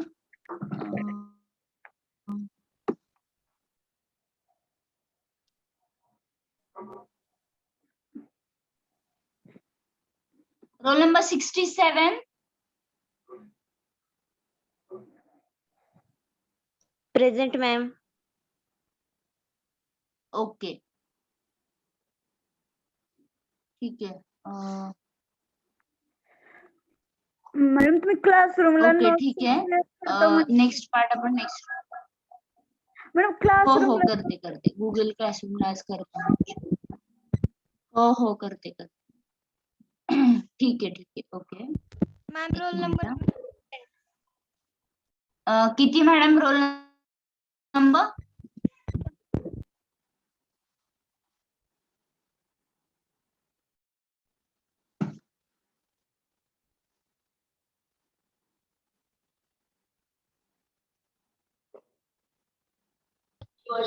Hello ma'am. हा, ma'am roll roll number number 12 का 12 मॅडम? हो ma'am. Okay, ठीक आहे. Okay.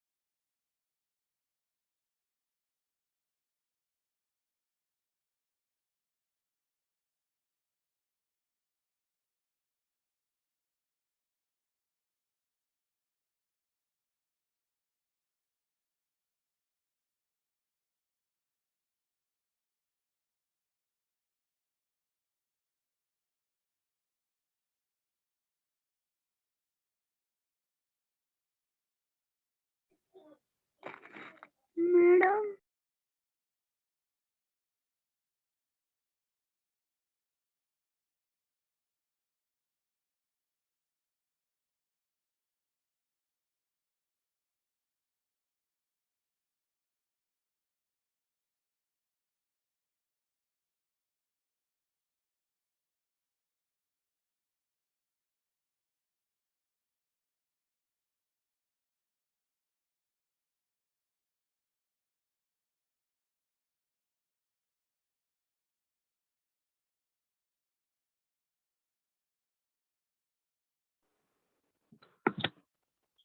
Hello, आवाज येतो सगळ्यांना?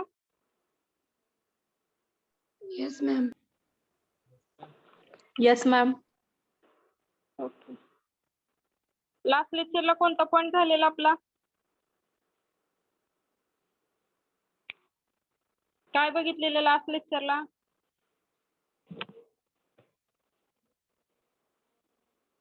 आयडीमेट्री. अजून काय बघितलेलं? कोण सांगेल?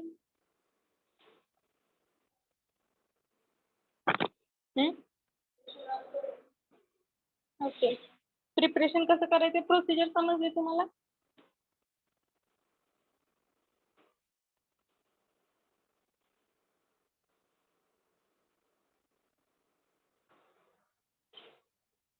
Role number 30. Roll number 30. Yes ma'am. Last लेक्चरला काय झालेलं? कोणता पॉइंट झाला होता?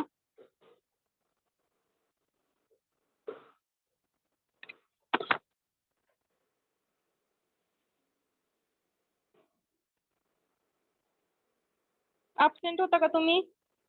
No ma'am. ID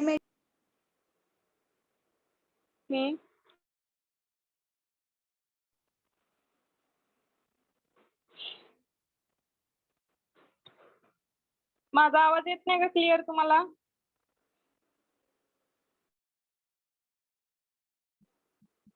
hello, notes लिहिले का तुम्ही? Google No, classroom ma'am. टाकलेत बघितले? अपलोड केले? हो बघितलं मॅम.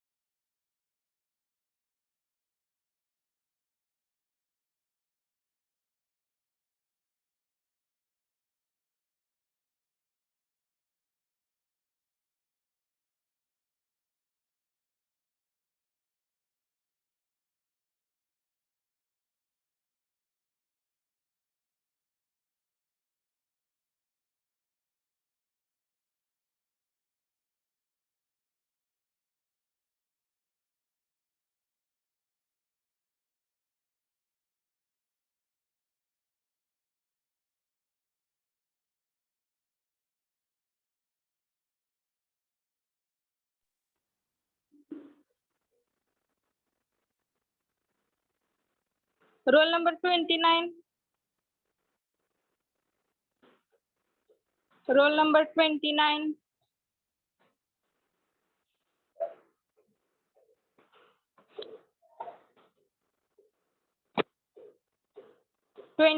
Roll number.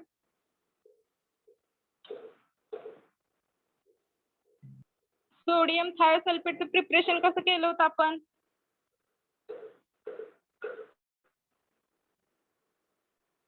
हॅलो,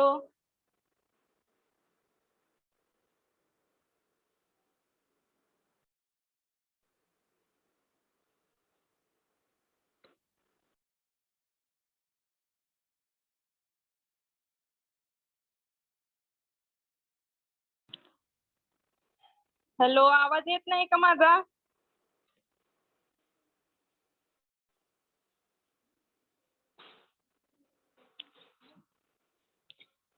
लेक्चरला कोण कोण प्रेझेंट आहे राईज हँड करा.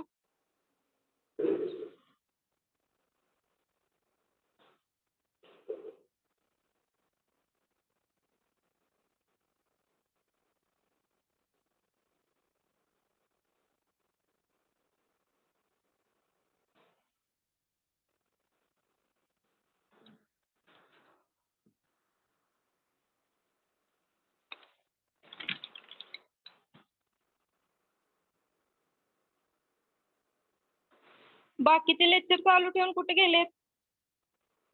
Roll number 4, 9, 11, 23, 31. तुमचे कोण नाही ना?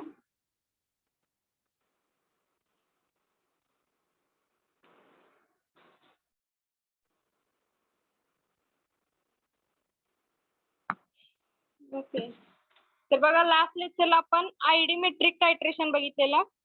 प्रोसिजर लक्षात आले सगळ्यांचा? प्रोसिजर लक्षात आले? ओके. युनिट 4 चे नोट्स, हँड रिटन नोट्स लिहायला चालू केलं तुम्ही का असाइनमेंट लिहिताय? असाइनमेंट लिहितो. असाइनमेंट्स लिहितोय मॅम. तर बघा, आज आपण आयडोमेट्रिक टायट्रेशन बघणार आहे. आयडीमेट्री आणि आयडोमेट्री मधला डिफरन्स लक्षात आलाय सगळ्यांच्या?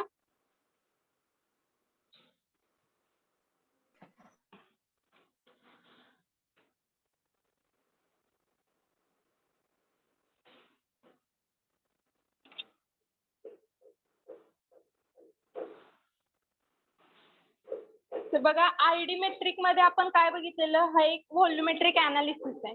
ओके. आणि त्यामध्ये काय बघितलेलं, स्टँडर्डायझेशन ऑफ आयोडीन. आयोडीन सोबत आपण त्याचं स्टँडर्डायझेशन करणार आहे. स्टँडर्डायझेशन करणार आहे म्हणजे आपण त्यामध्ये काय घेणार आहे, ब्युरेट मध्ये घेणार आहे की व्हॉल्युमेट्रिक फ्लास्क मध्ये घेणार आहे ते सोल्युशन आयोडीनचं? व्हॉल्युमेट्रिक फ्लास्क मध्ये सोडियम थायोसल्फेट सोबत आपण त्याचं स्टँडर्डायझेशन करणार आहे. ओके. आयडीमेट्रिक मध्ये आपण आयोडीनचं स्टँडर्डायझेशन करणार आहे. आणि आयडोमेट्रिक मध्ये ही एक क्वांटिटेटिव्ह अनालिसिस मेथड आहे. त्यामध्ये काय करणार आहे आपण, आयोडाइड जो काही मॉलिक्यूल आहे, आयोडाइड मॉलिक्यूल तो आयोडीन सोबत रिएक्ट होणार आहे. आयोडीन सोबत रिएक्ट होणार आहे त्याला आपण आयडोमेट्रिक टायट्रेशन म्हणणार आहे. ओके. तर ह्यामध्ये काय सांगितले बघा, it is standardise as a sodium thiosulphate solution as a titrant. Sodium thiosulphate काय करायचं आपल्याला, टायट्रंट म्हणून यूज करायचं. टायट्रंट कसे घेणार आपण, ब्युरेट मध्ये घेणार की व्हॉल्युमेट्रिक फ्लास्क मध्ये? टायट्रंट. टायट्रंट व्हॉल्युमेट्रिक फ्लास्क मध्ये घेणार. ओके. तर ब्युरेट मध्ये काय घेणार आपण, नोन कॉन्सन्ट्रेशन. त्याचं कॉन्सन्ट्रेशन माहिती आहे आपल्याला, किती बनवलंय किती आहे.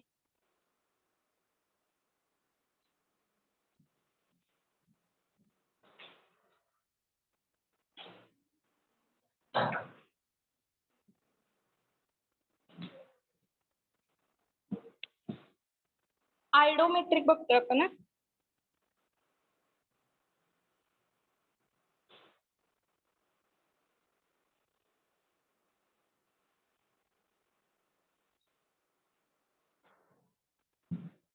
आयडोमेट्रिक. आणि ही जी टायट्रेशनची मेथड आहे ती काय करणार आहे आपण, ऑक्सिडायझिंग एजंट यामध्ये जो काय असणार आहे त्याचं कॉन्सन्ट्रेशन डिटरमाइन करण्यासाठी ही मेथड आपल्याला यूज करायची आहे. And in presence of iodine, the thiosulfate ions oxidize quantitatively to the tetrathionate ions. Tetrathionate ions, ह्या आयोडीन मध्ये जे काही टेट्राथायोनेट आयन्स आहेत प्रेझेंट, त्यांचं काय करायचंय, क्वांटिटेटिव्हली डिटर्मिनेशन करायचं.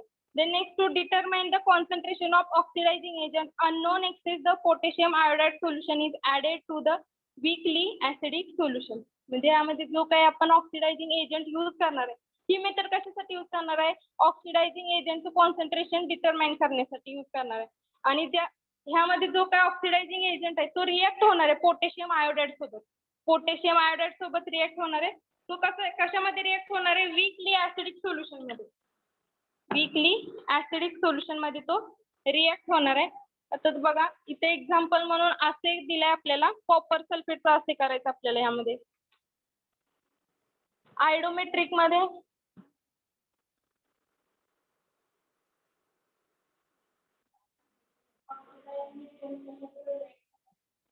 पोटॅशियम आयोडाईड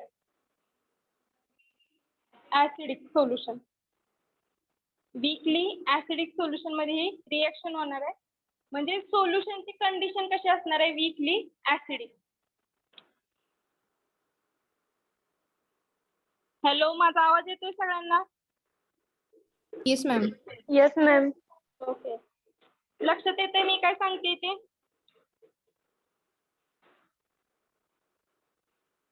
हॅलो, हा मॅम, एकदा रिपीट करता का?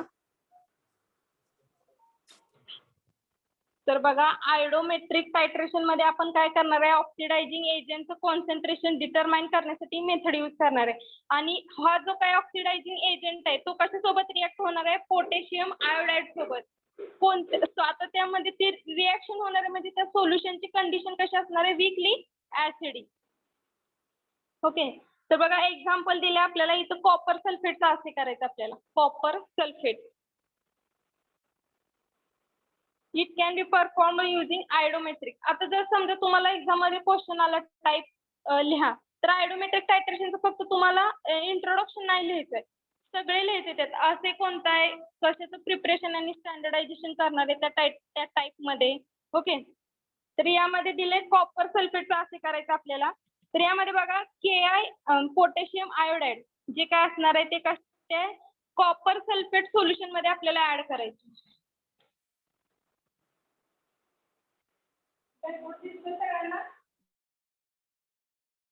ब्लॅकबोर्ड दिसतोय का? Yes ma'am.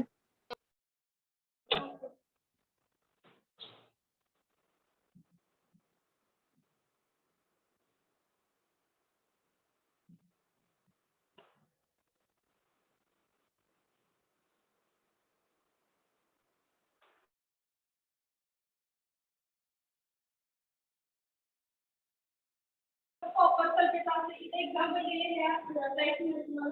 KI काय पोटॅशियम आयोडाईड, तो कसा तयार करायचा आपल्याला? कॉपर सल्फेट मध्ये CuSO4 कॉपर सल्फेट मध्ये ऍड करायचं potassium iodide. Okay, and then next reaction is liberated equivalent amount of I2 a white precipitate of cuprous iodide.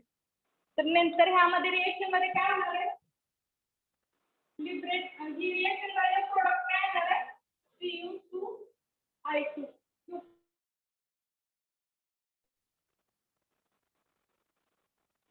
cuprous iodide हा व्हाईट प्रेसिपिटेट येणार आहे.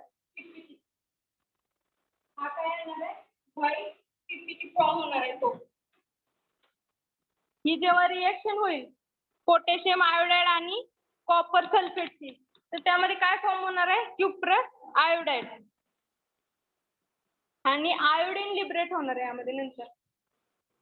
And then next the liberated free iodine which remains the solution of potassium iodide triiodide. आता बघा या reaction मध्ये जेव्हा iodine separate liberate होईल तेव्हा ही काय होणार आहे?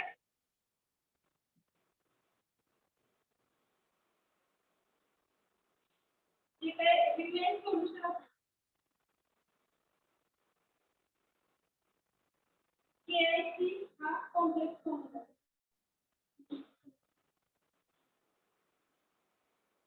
पोटॅशियम ट्रायआयोडाईड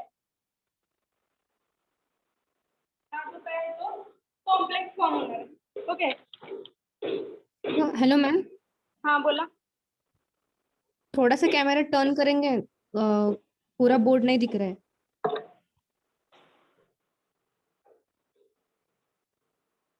आता दिसतोय का? Yes ma'am. ओके, तर बघा आपण पोटॅशियम आयोडाईड कशामध्ये ऍड केलं? कॉपर सल्फेट मध्ये. त्याची रिएक्शन होऊन व्हाईट प्रेसिपिटेट फॉर्म झाला क्युप्रस आयोडाईडचा. देन नेक्स्ट आणि फ्री आयोडीन काय झालं, लिबरेट झालं. ओके. देन नेक्स्ट आता हे जे काही टायट्रेशन आहे ते आपल्याला कशासोबत करायचं आहे, सोडियम थायोसल्फेट सोबत.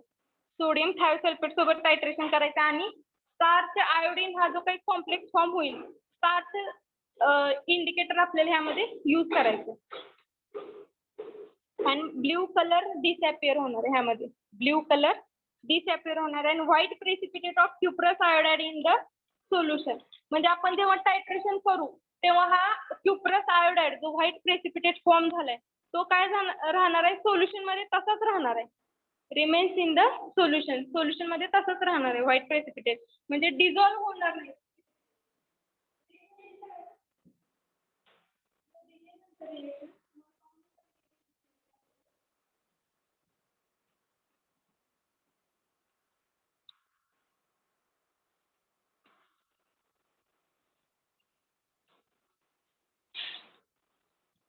देन नेक्स्ट बघा ती जे काही फ्री आयोडीन लिबरेट झालं, पोटॅशियम आयोडाइड सोबत रिएक्ट होणार नंतर त्या रिएक्शन मध्ये नंतर आणि पोटॅशियम ट्रायआयोडाइड हा जो काही कॉम्प्लेक्स आहे तो फॉर्म होणार आहे.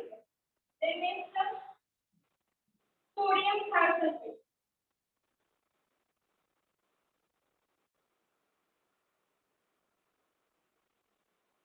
सोडियम थायोसल्फेट आयोडीन सोबत रिएक्ट झाल्यावर काय फॉर्म होणार आहे, sodium tetra thionate. Na2S4O6 sodium iodide. ठीक आहे, सोडियम थायोसल्फेट. हे काय असणार आहे, सोडियम टेट्रा सल्फेट.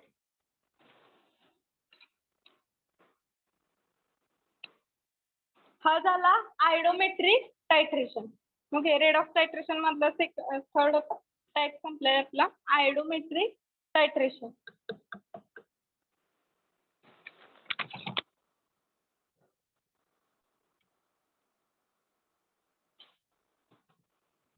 आता बघा आयडीमेट्रिक जे काही टायट्रेशन बघितलं त्यामध्ये पण आपण ऑक्सिडायझिंग एजंटचं कॉन्सन्ट्रेशन डिटरमाइन करत होतो. ते कसं डिटरमाइन करत होतो, डायरेक्ट प्रोसेसनं आपण ते कॉन्सन्ट्रेशन डिटरमाइन करत होतो. आणि आता आयोडोमेट्रिक मध्ये कसं करायचं, आपल्याला इनडायरेक्ट प्रोसेसनी टायट्रेशन कॉन्सन्ट्रेशन डिटरमाइन करायचं. इनडायरेक्ट प्रोसेसनी कॉन्सन्ट्रेशन डिटरमाइन करायचं. कशाचं डिटरमाइन करायचं concentration, oxidizing agent.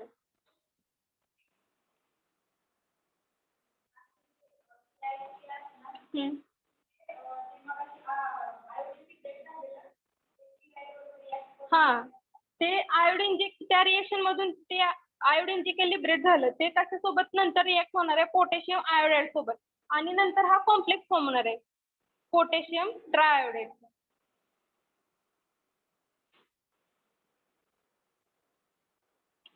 Next fourth type आहे बघा ब्रोमॅटोमेट्री, सॉरी ब्रोमोमेट्री.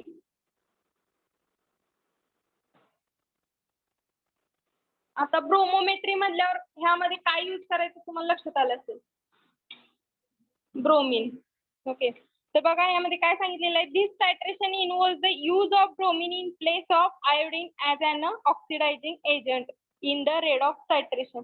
आता आपण आयोडोमेट्रिक मध्ये आयोडीन बघत होतो, iodine as a oxidising agent म्हणून यूज करत होतो. आता ब्रोमॅटोमेट्री मध्ये ब्रोमीन यूज करायचं आपल्याला ॲज अ ऑक्सिडायझिंग एजंट म्हणून. And this during the reaction either the water insoluble bromine substitution product or water insoluble bromine addition product are formed. म्हणजे जेव्हा ह्यामध्ये रिएक्शन होईल ब्रोमीनची त्यामध्ये काय फॉर्म होणार आहे, इनसोल्युबल ब्रोमीन फॉर्म होणार आहे. म्हणजे तो वॉटर मध्ये सोल्युबल होणार नाही ब्रोमीन. तर बघा एक्झाम्पल दिले ह्यामध्ये असे दिलंय, फिनॉलचं असं दिलंय. तर ह्या असेमध्ये काय सांगितलेलं आहे आपल्याला, स्टँडर्ड सोल्युशन ऑफ ब्रोमीन. आपल्याला आता स्टँडर्ड सोल्युशन कशाचं बनवायचं आहे, ब्रोमीनचं बनवायचं आहे. ओके, ब्रोमीनचं स्टँडर्ड सोल्युशन बनवायचं आहे used for the redox reaction. Then next, after the complete reaction phenol with bromine excess unreacted bromine is determined using potassium iodide and standard solution of sodium thiosulphate. आता बघा इथे reaction दिले.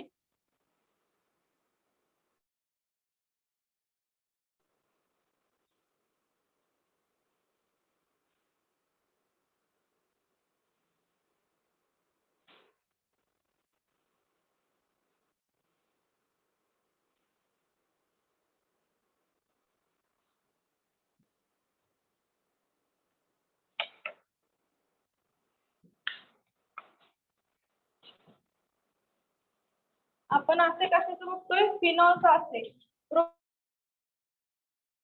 फिनॉलचा असे दिला iodometry मध्ये copper सल्फेटचा असे बघितलं आपण. आता यामध्ये बघा potassium bromate plus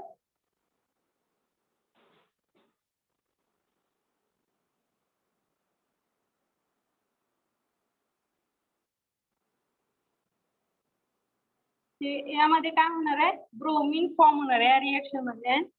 6 potassium chloride plus CH2.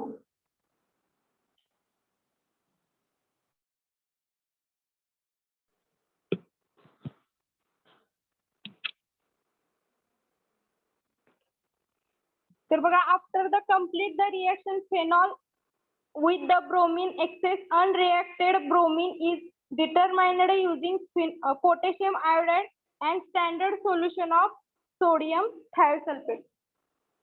आता याचं स्टँडर्डायझेशन कशासोबत आपल्याला करायचंय? स्टँडर्ड सोल्युशन आपल्याला सोडियम थायोसल्फेटच बनवायचं. ओके, सगळ्या टाइप्स मध्ये आपण स्टँडर्ड सोल्युशन बनवले sodium थायोसल्फेटचं.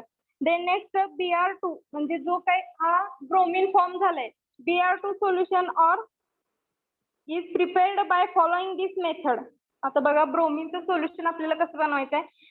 Potassium bromate KBr2 potassium bromate is mixed with the excess amount of potassium bromide is acidified solution. आता त्या दोघांची रिएक्शन झाली. कशाची रिएक्शन झाली? पोटॅशियम ब्रोमेट आणि पोटॅशियम ब्रोमाइडची. ओके, ती रिएक्शन झाली म्हणजे ती सोल्युशनची कंडिशन कशी झाली? आता ऍसिडिक कंडिशन झाली. देन नेक्स्ट तर बघा रिएक्शन दिली इथे तुम्हाला. Then next the liberated iodine is quantitatively produced by the oxidation of potassium iodide with excess unreacted bromine may be acided by titrating against the sodium thiosulfate solution. हे जे काही solution आपण बनवणार आहे ब्रोमीनचं ते कशासोबत स्टँडर्डाइज करायचं आहे? सोडियम थायोसल्फेट सोबत.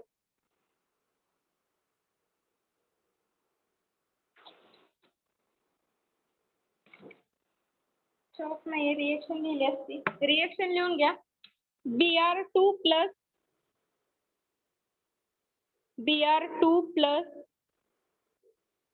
2Ki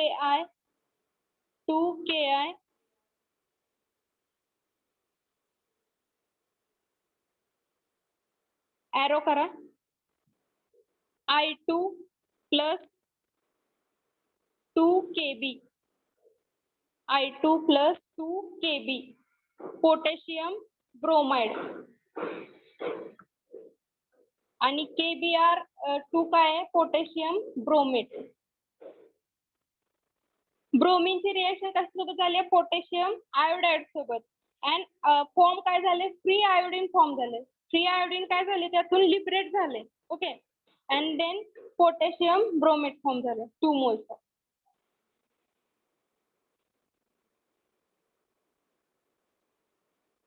अजून एक रिएक्शन लिहा खाली, त्याच्या खालीच रिएक्शन द्या. रिएक्शनच्या खाली Br2 लिहिताय, खाली नाव लिहायचं आहे इथं. इथं खाली नाव लिहायचं. मग हे काय एक्झाम मध्ये नाव लिहायचं का? फक्त रिएक्शन लिहू नका. नेक्स्ट रिएक्शन घ्या. I2 plus iodine I2 plus 2 moles of sodium thiosulfate Na2S2O3 2 moles of Na2S2O3 arrow 2 sodium iodide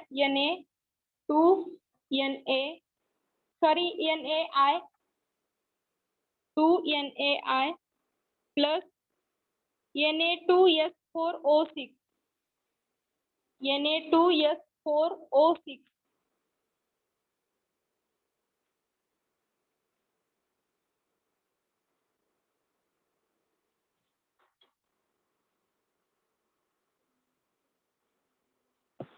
okay, लक्षात आलं ही?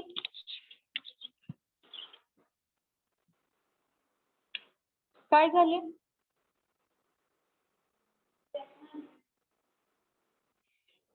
I2 plus 2 moles of Na2S2O3. It gives arrow करा 2 NaI plus Na2S4O6. Sodium thiosulfate.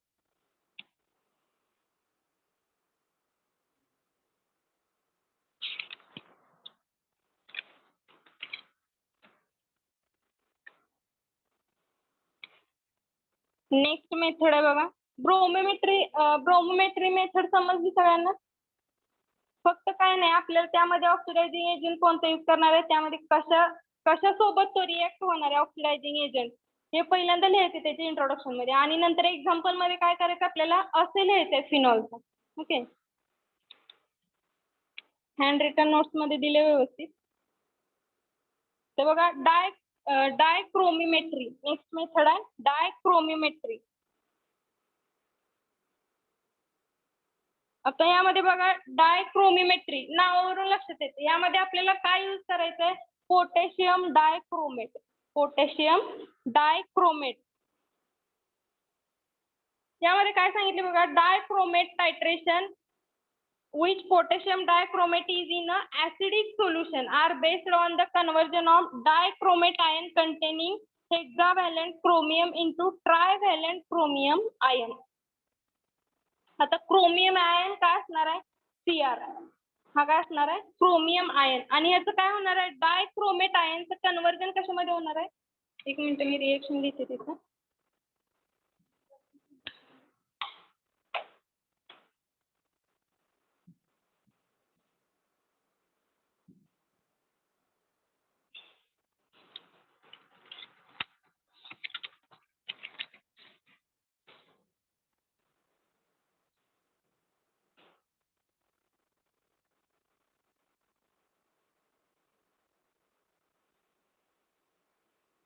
हे काय आहे, dichromate ion.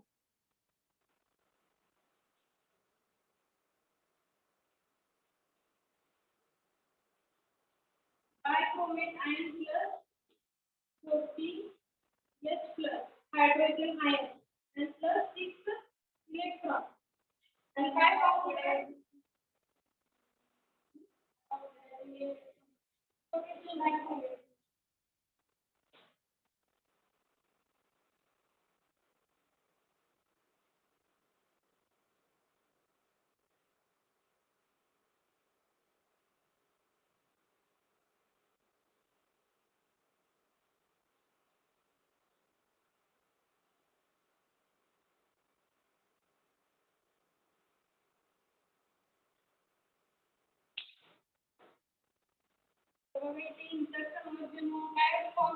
ट्रायव्हॅलंट chromium ion. Okay, trivalent chromium ion. Hello, screen दिसते सगळ्यांना? Okay, तर यामध्ये काय झालंय, डायक्रोमेट आयन रिएक्ट झाला हायड्रोजन आयन सोबत आणि फॉर्म काय झालंय, त्याचे इंटर कन्वर्जन झाले trivalent chromium ion. Then next बघा, although the potassium dichromate is not a powerful oxidising agent. यामध्ये पोटॅशियम डायक्रोमेट ऑक्सिडायझिंग एजंट म्हणून यूज होणारच आहे, पण कसा असणार आहे तो, पॉवरफुल. का मॅडम कोण आहे, हॅलो, कोणाचा माईक चालू होता आता, हॅलो, कोणाचा माईक चालू होता? ओके, ठीक आहे, असू द्या, नका सांगू, रेकॉर्डिंग होते, स्क्रीन नंतर बघेन मी. Although the potassium dichromate is not so powerful oxidizing agent and potassium permanganate has several advantages over the potassium permanganate. यामध्ये काय असणार आहे, पोटॅशियम डायक्रोमेट तर ऑक्सिडायझिंग एजंट म्हणून यूज होणारच आहे, पण त्याचं कॉन्सन्ट्रेशन कमी असणार आहे. ओके, पॉवरफुल ऑक्सिडायझिंग एजंट म्हणून यूज नाही होणार तो. Then next, it is available in very pure form and stable. तो कसा अवेलेबल होणार आहे, प्युअर फॉर्म मध्ये आणि स्टेबल असणार आहे. देन नेक्स्ट, त्याचं इक्विव्हॅलंट वेट किती असणार आहे बघा, 49.037. 49.037 हे त्याचं काय असणार आहे, मॉलिक्युलर वेट असणार आहे. 037. आता बघा, यामध्ये पोटॅशियम डायक्रोमेट हा ऑक्सिडायझिंग एजंट म्हणून यूज होणार आहे, म्हणजे आपल्याला त्याचं सोल्युशन बनवायला लागेल. ओके, टायट्रेशन करतोय आपण. तर बघा, potassium dichromate is an excellent primary standard substances as it is available in pure grade and stable. Pure form मध्ये आणि स्टेबल असणार आहे.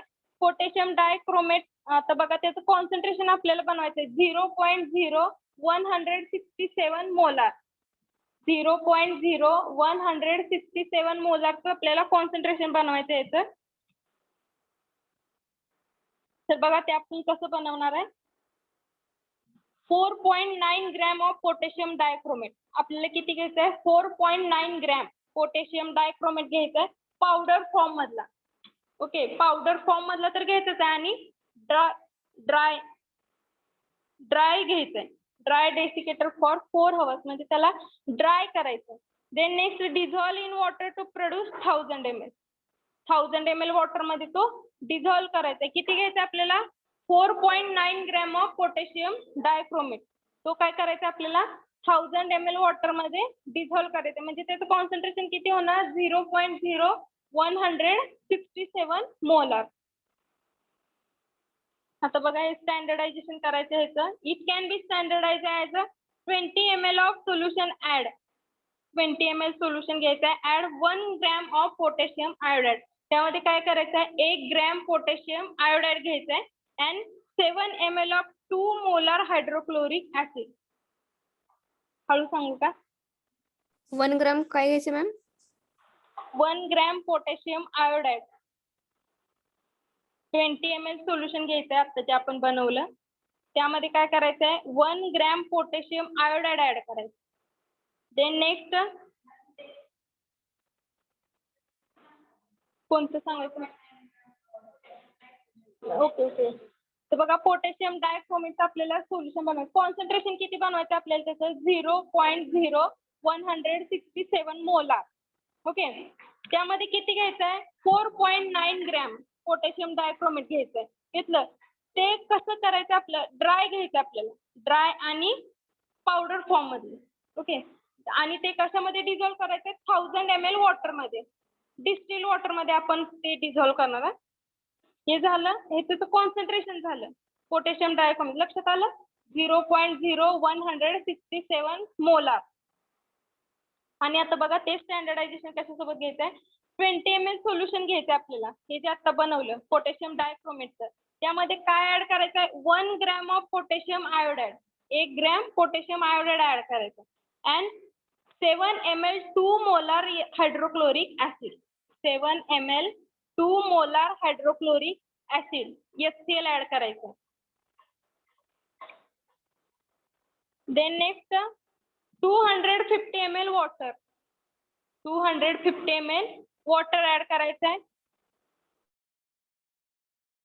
Titrate with 0.1 molar thiosulphate solution.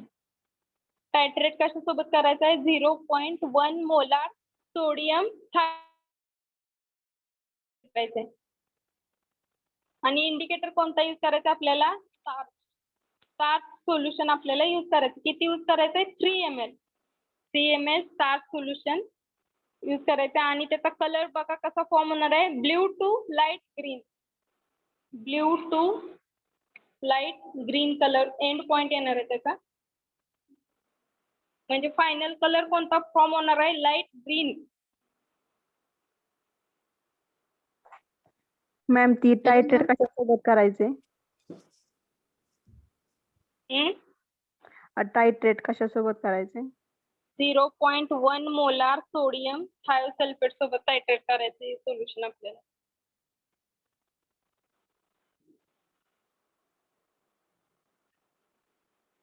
आता बघा जेव्हा आपण व्हॉल्यूमेट्रिक बनवेल, आता कशामध्ये घेणार आहे आपण कोनिकल फ्लास्कमध्ये सोल्युशन घेणार आहे. तर त्यामध्ये ऑलरेडी आपण सोल्युशन बनवताना त्याचा ब्ल्यू कलर फॉर्म होणार आहे आणि स्टार्च इंडिकेटर ऍड करून टायट्रेट केल्यावर त्याचा लाईट ग्रीन कलर मध्ये येणार आहे. ओके, कन्वर्ट होणार आहे नंतर. तर बघा याचं फॅक्टर कॅल्क्युलेशन कसं दिलंय. ब्लॅकबोर्डवर पोटॅशियम डायक्रोमेट कॉन्सन्ट्रेशन कसं बनवायचं आपल्याला का लिहावं लागेल. तर बघा इथं काय करायचंय 0.1 मोलार सोडियम थायोसल्फेट घ्यायचं.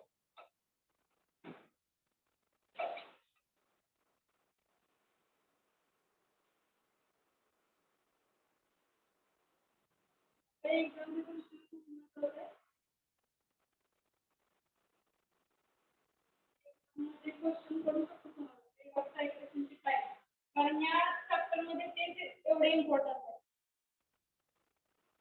0.0049 ग्रॅम.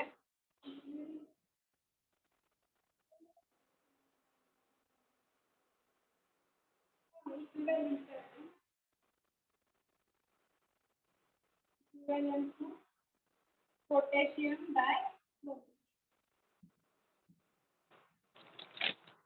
हे त्याचं फॅक्टर कॅल्क्युलेशन असणार आहे.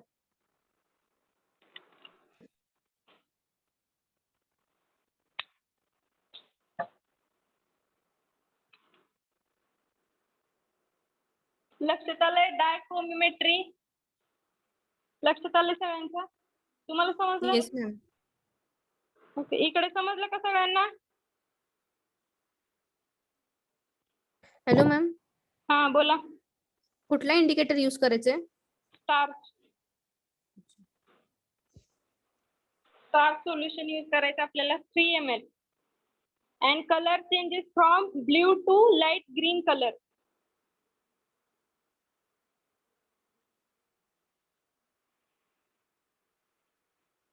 लक्षात आलंय. रिपीट करण्याची गरज आहे. लक्षात आलंय. तर बघा नावावरून लक्षात येतं. आयडी मेट्रिक मध्ये IOD. ओके, आयोडीनची पण स्पेलिंग तशीच आहे IODINE. आयडी मेट्रिक मध्ये आयोडीन. आयडोमेट्रिक मध्ये पण आयोडीन आहे पण ते इनडायरेक्टली आपण ते ऑक्सिडायझिंग एजंट जो काही यूज करणार आहे त्याचं कॉन्सन्ट्रेशन आपण इनडायरेक्टली प्रोसेसने डिटरमाइन करणार आहे. आणि आयडीमेट्री मध्ये डायरेक्टली डिटरमाइन करणार कॉन्सन्ट्रेशन. आणि ब्रोमॅटोमेट्री मध्ये तर काय ब्रोमीन आहेत. ओके, नावावरून लक्षात येते सगळ्यांचं.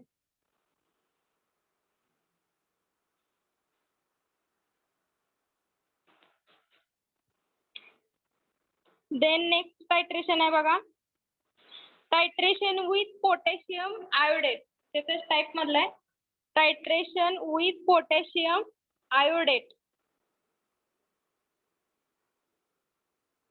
आता ह्यामध्ये काय सांगितले बघा नावातच आहे titration with potassium iodate. Potassium iodate हा काय करणार आपण प्रायमरी स्टँडर्ड म्हणून यूज करणार आहे. ओके, आता इथं बघा इथं काय सांगितलंय potassium iodate AR is used as a primary standard. आता इथं AR म्हणजे काय दिलंय analytical reagent. Okay, potassium iodate काय आहे ॲनालिटिकल रिएजंट आहे म्हणून इथं काय दिलंय AR is used as a primary standard.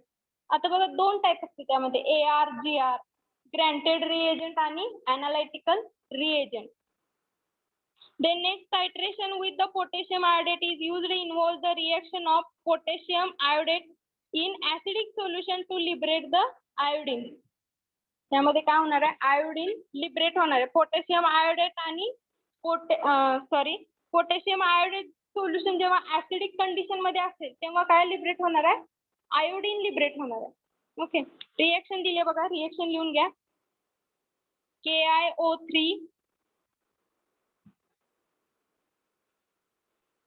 KiO3 plus 1 minute.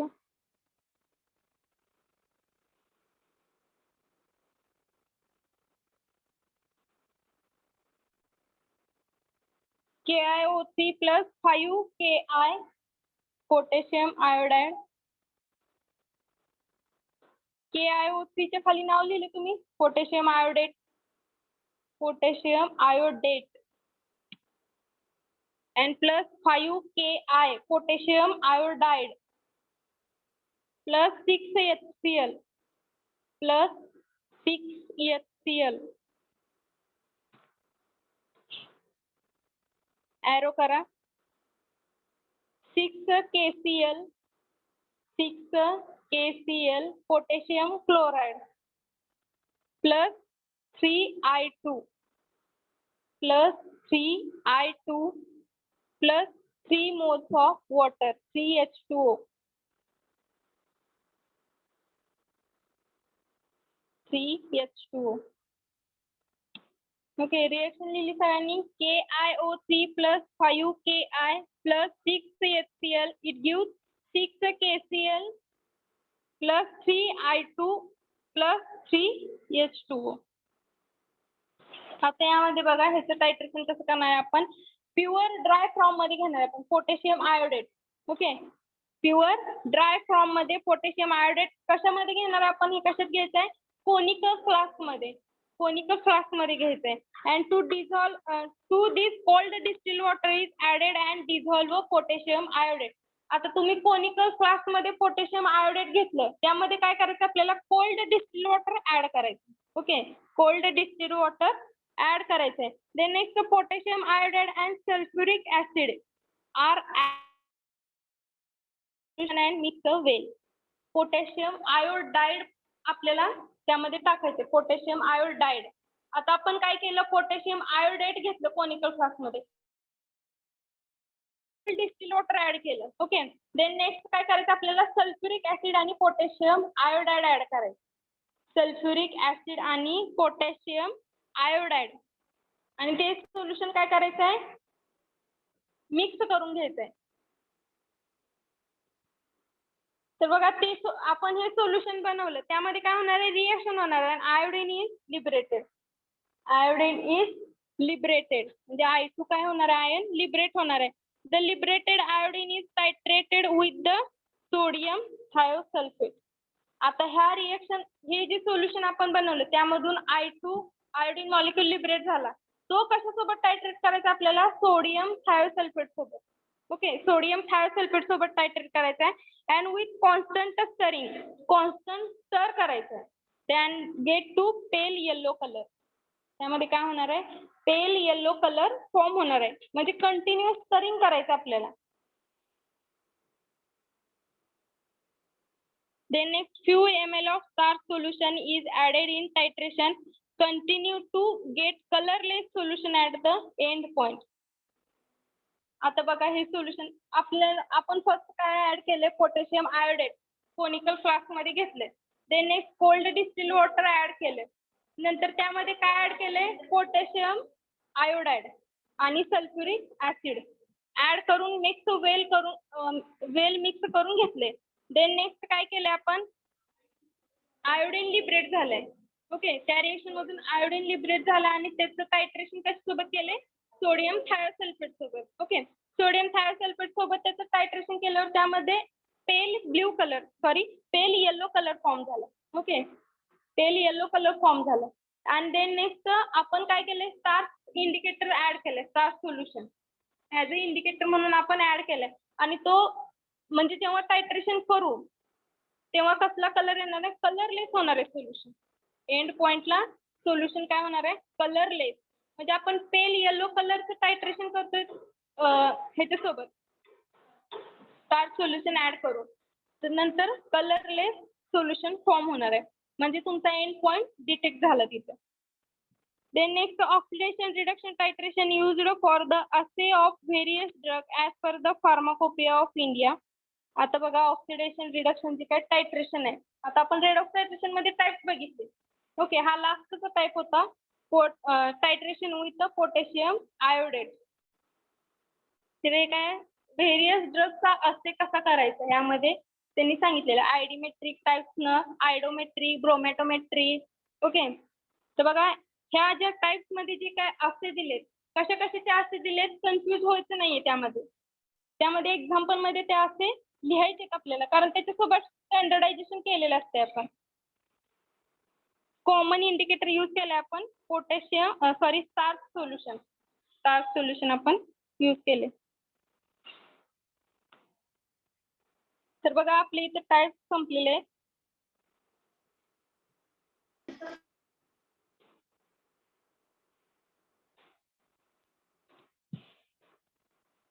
Rid of टायट्रेशनची types लक्षात आले सगळ्यांचा.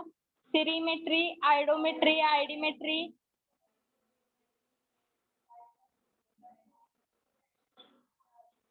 Okay good.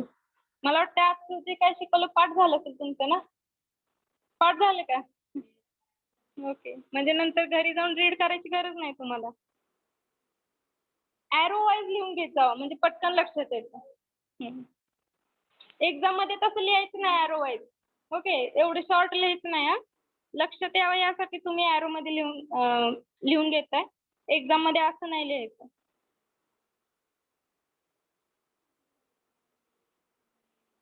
ओके, प्रेझेंट द्या. Roll number 1. Present, ma'am. Present, ma'am. Roll number 3. Present ma'am. Roll number 4. Present ma'am. Roll number 5. Present, ma'am. Roll number 6. Present, ma'am. 7. Present, ma'am. 8.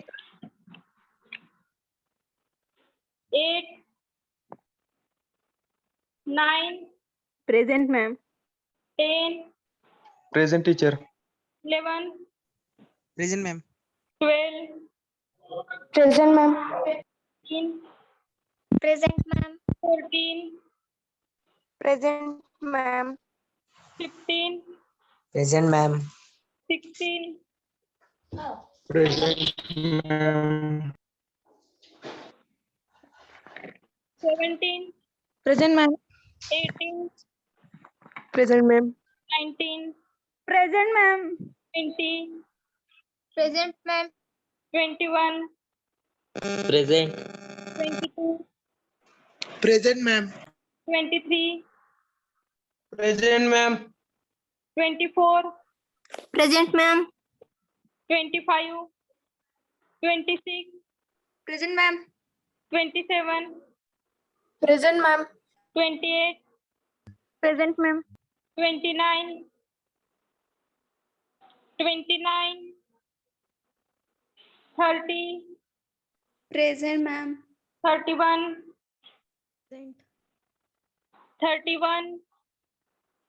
32. Present teacher. 33.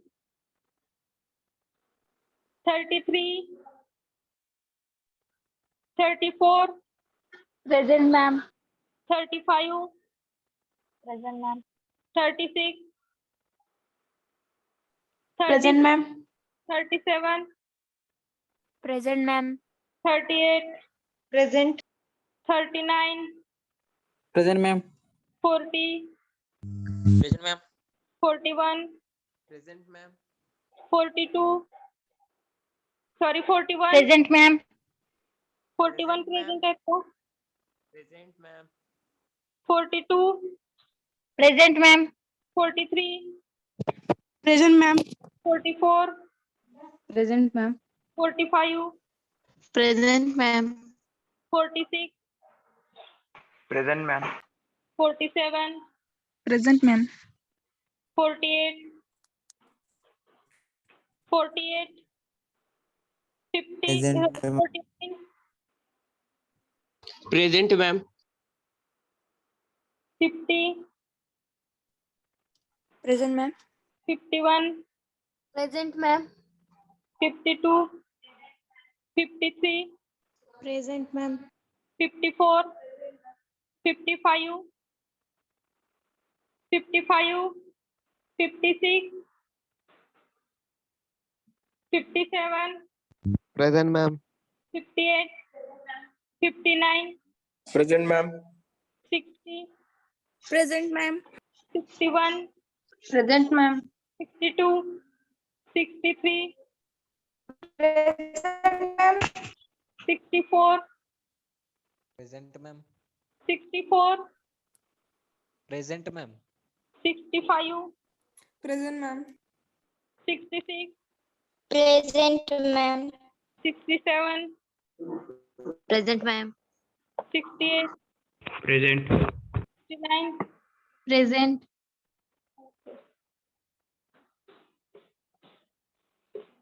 तर बघा types of redox टायट्रेशन लक्षात आलेत तुमच्या सगळ्यांच्या? इकडे लक्षात आलेत का सगळ्यांच्या? Types of redox टायट्रेशन.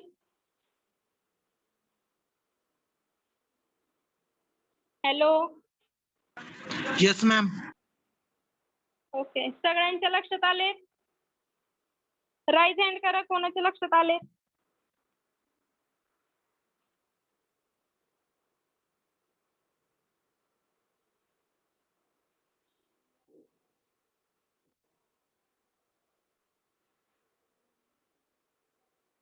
Okay, good. समर्थ बगरे नाही इतका लेक्चरला ते. गवळी नेहा समजले नाहीत का तुम्हाला टाइप? प्रेझेंट तर सगळ्यांनी दिले की. तर बघा हा क्वेश्चन तुम्हाला 10 मार्क्सला येऊ शकतो. Types of redox titration. हो, सगळे टाइप एनलिस्ट करून एक्सप्लेन करायचे तुम्हाला. एक्सप्लेनेशन लिहायचंय. एवढा मोठा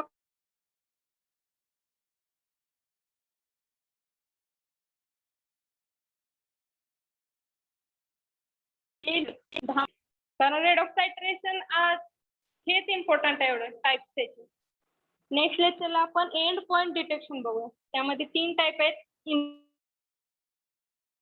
इंटरनल आणि एक्सटर्नल. कसे यूज करायचे नेक्स्ट लेक्चरला बघूया आपण.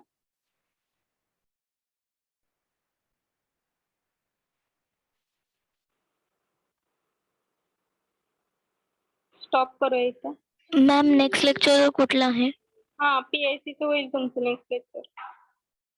Okay ma'am.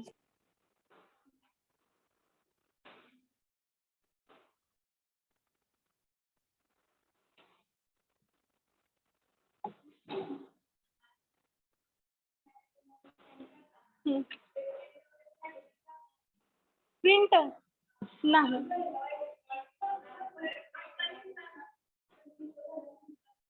सेमिस्टर झाल्यावर लिहून काय उपयोग आहे त्याचा?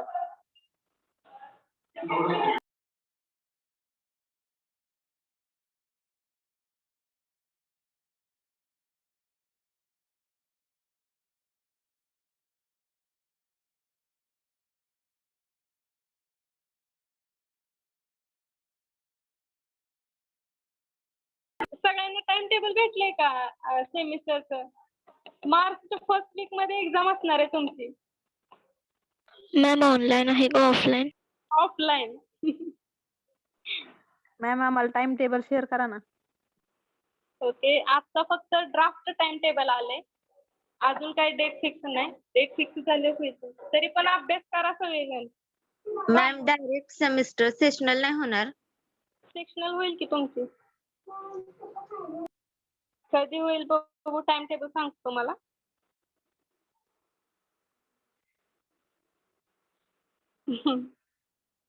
मॅम हॉस्टेल आहे का मॅम? हॉस्टेल चालू होणार आहे का? हॉस्टेल नाहीये चालू मॅडम. सांगेन तुम्हाला हॉस्टेल चालू झाल्यावर. मग ऑफलाईन एक्झामला कसं येणार मॅम? सांगतो तुम्हाला ऑफलाईन आहे का. शक्यतो तर ऑफलाईनच होईल. होतं चालू हॉस्टेल पण.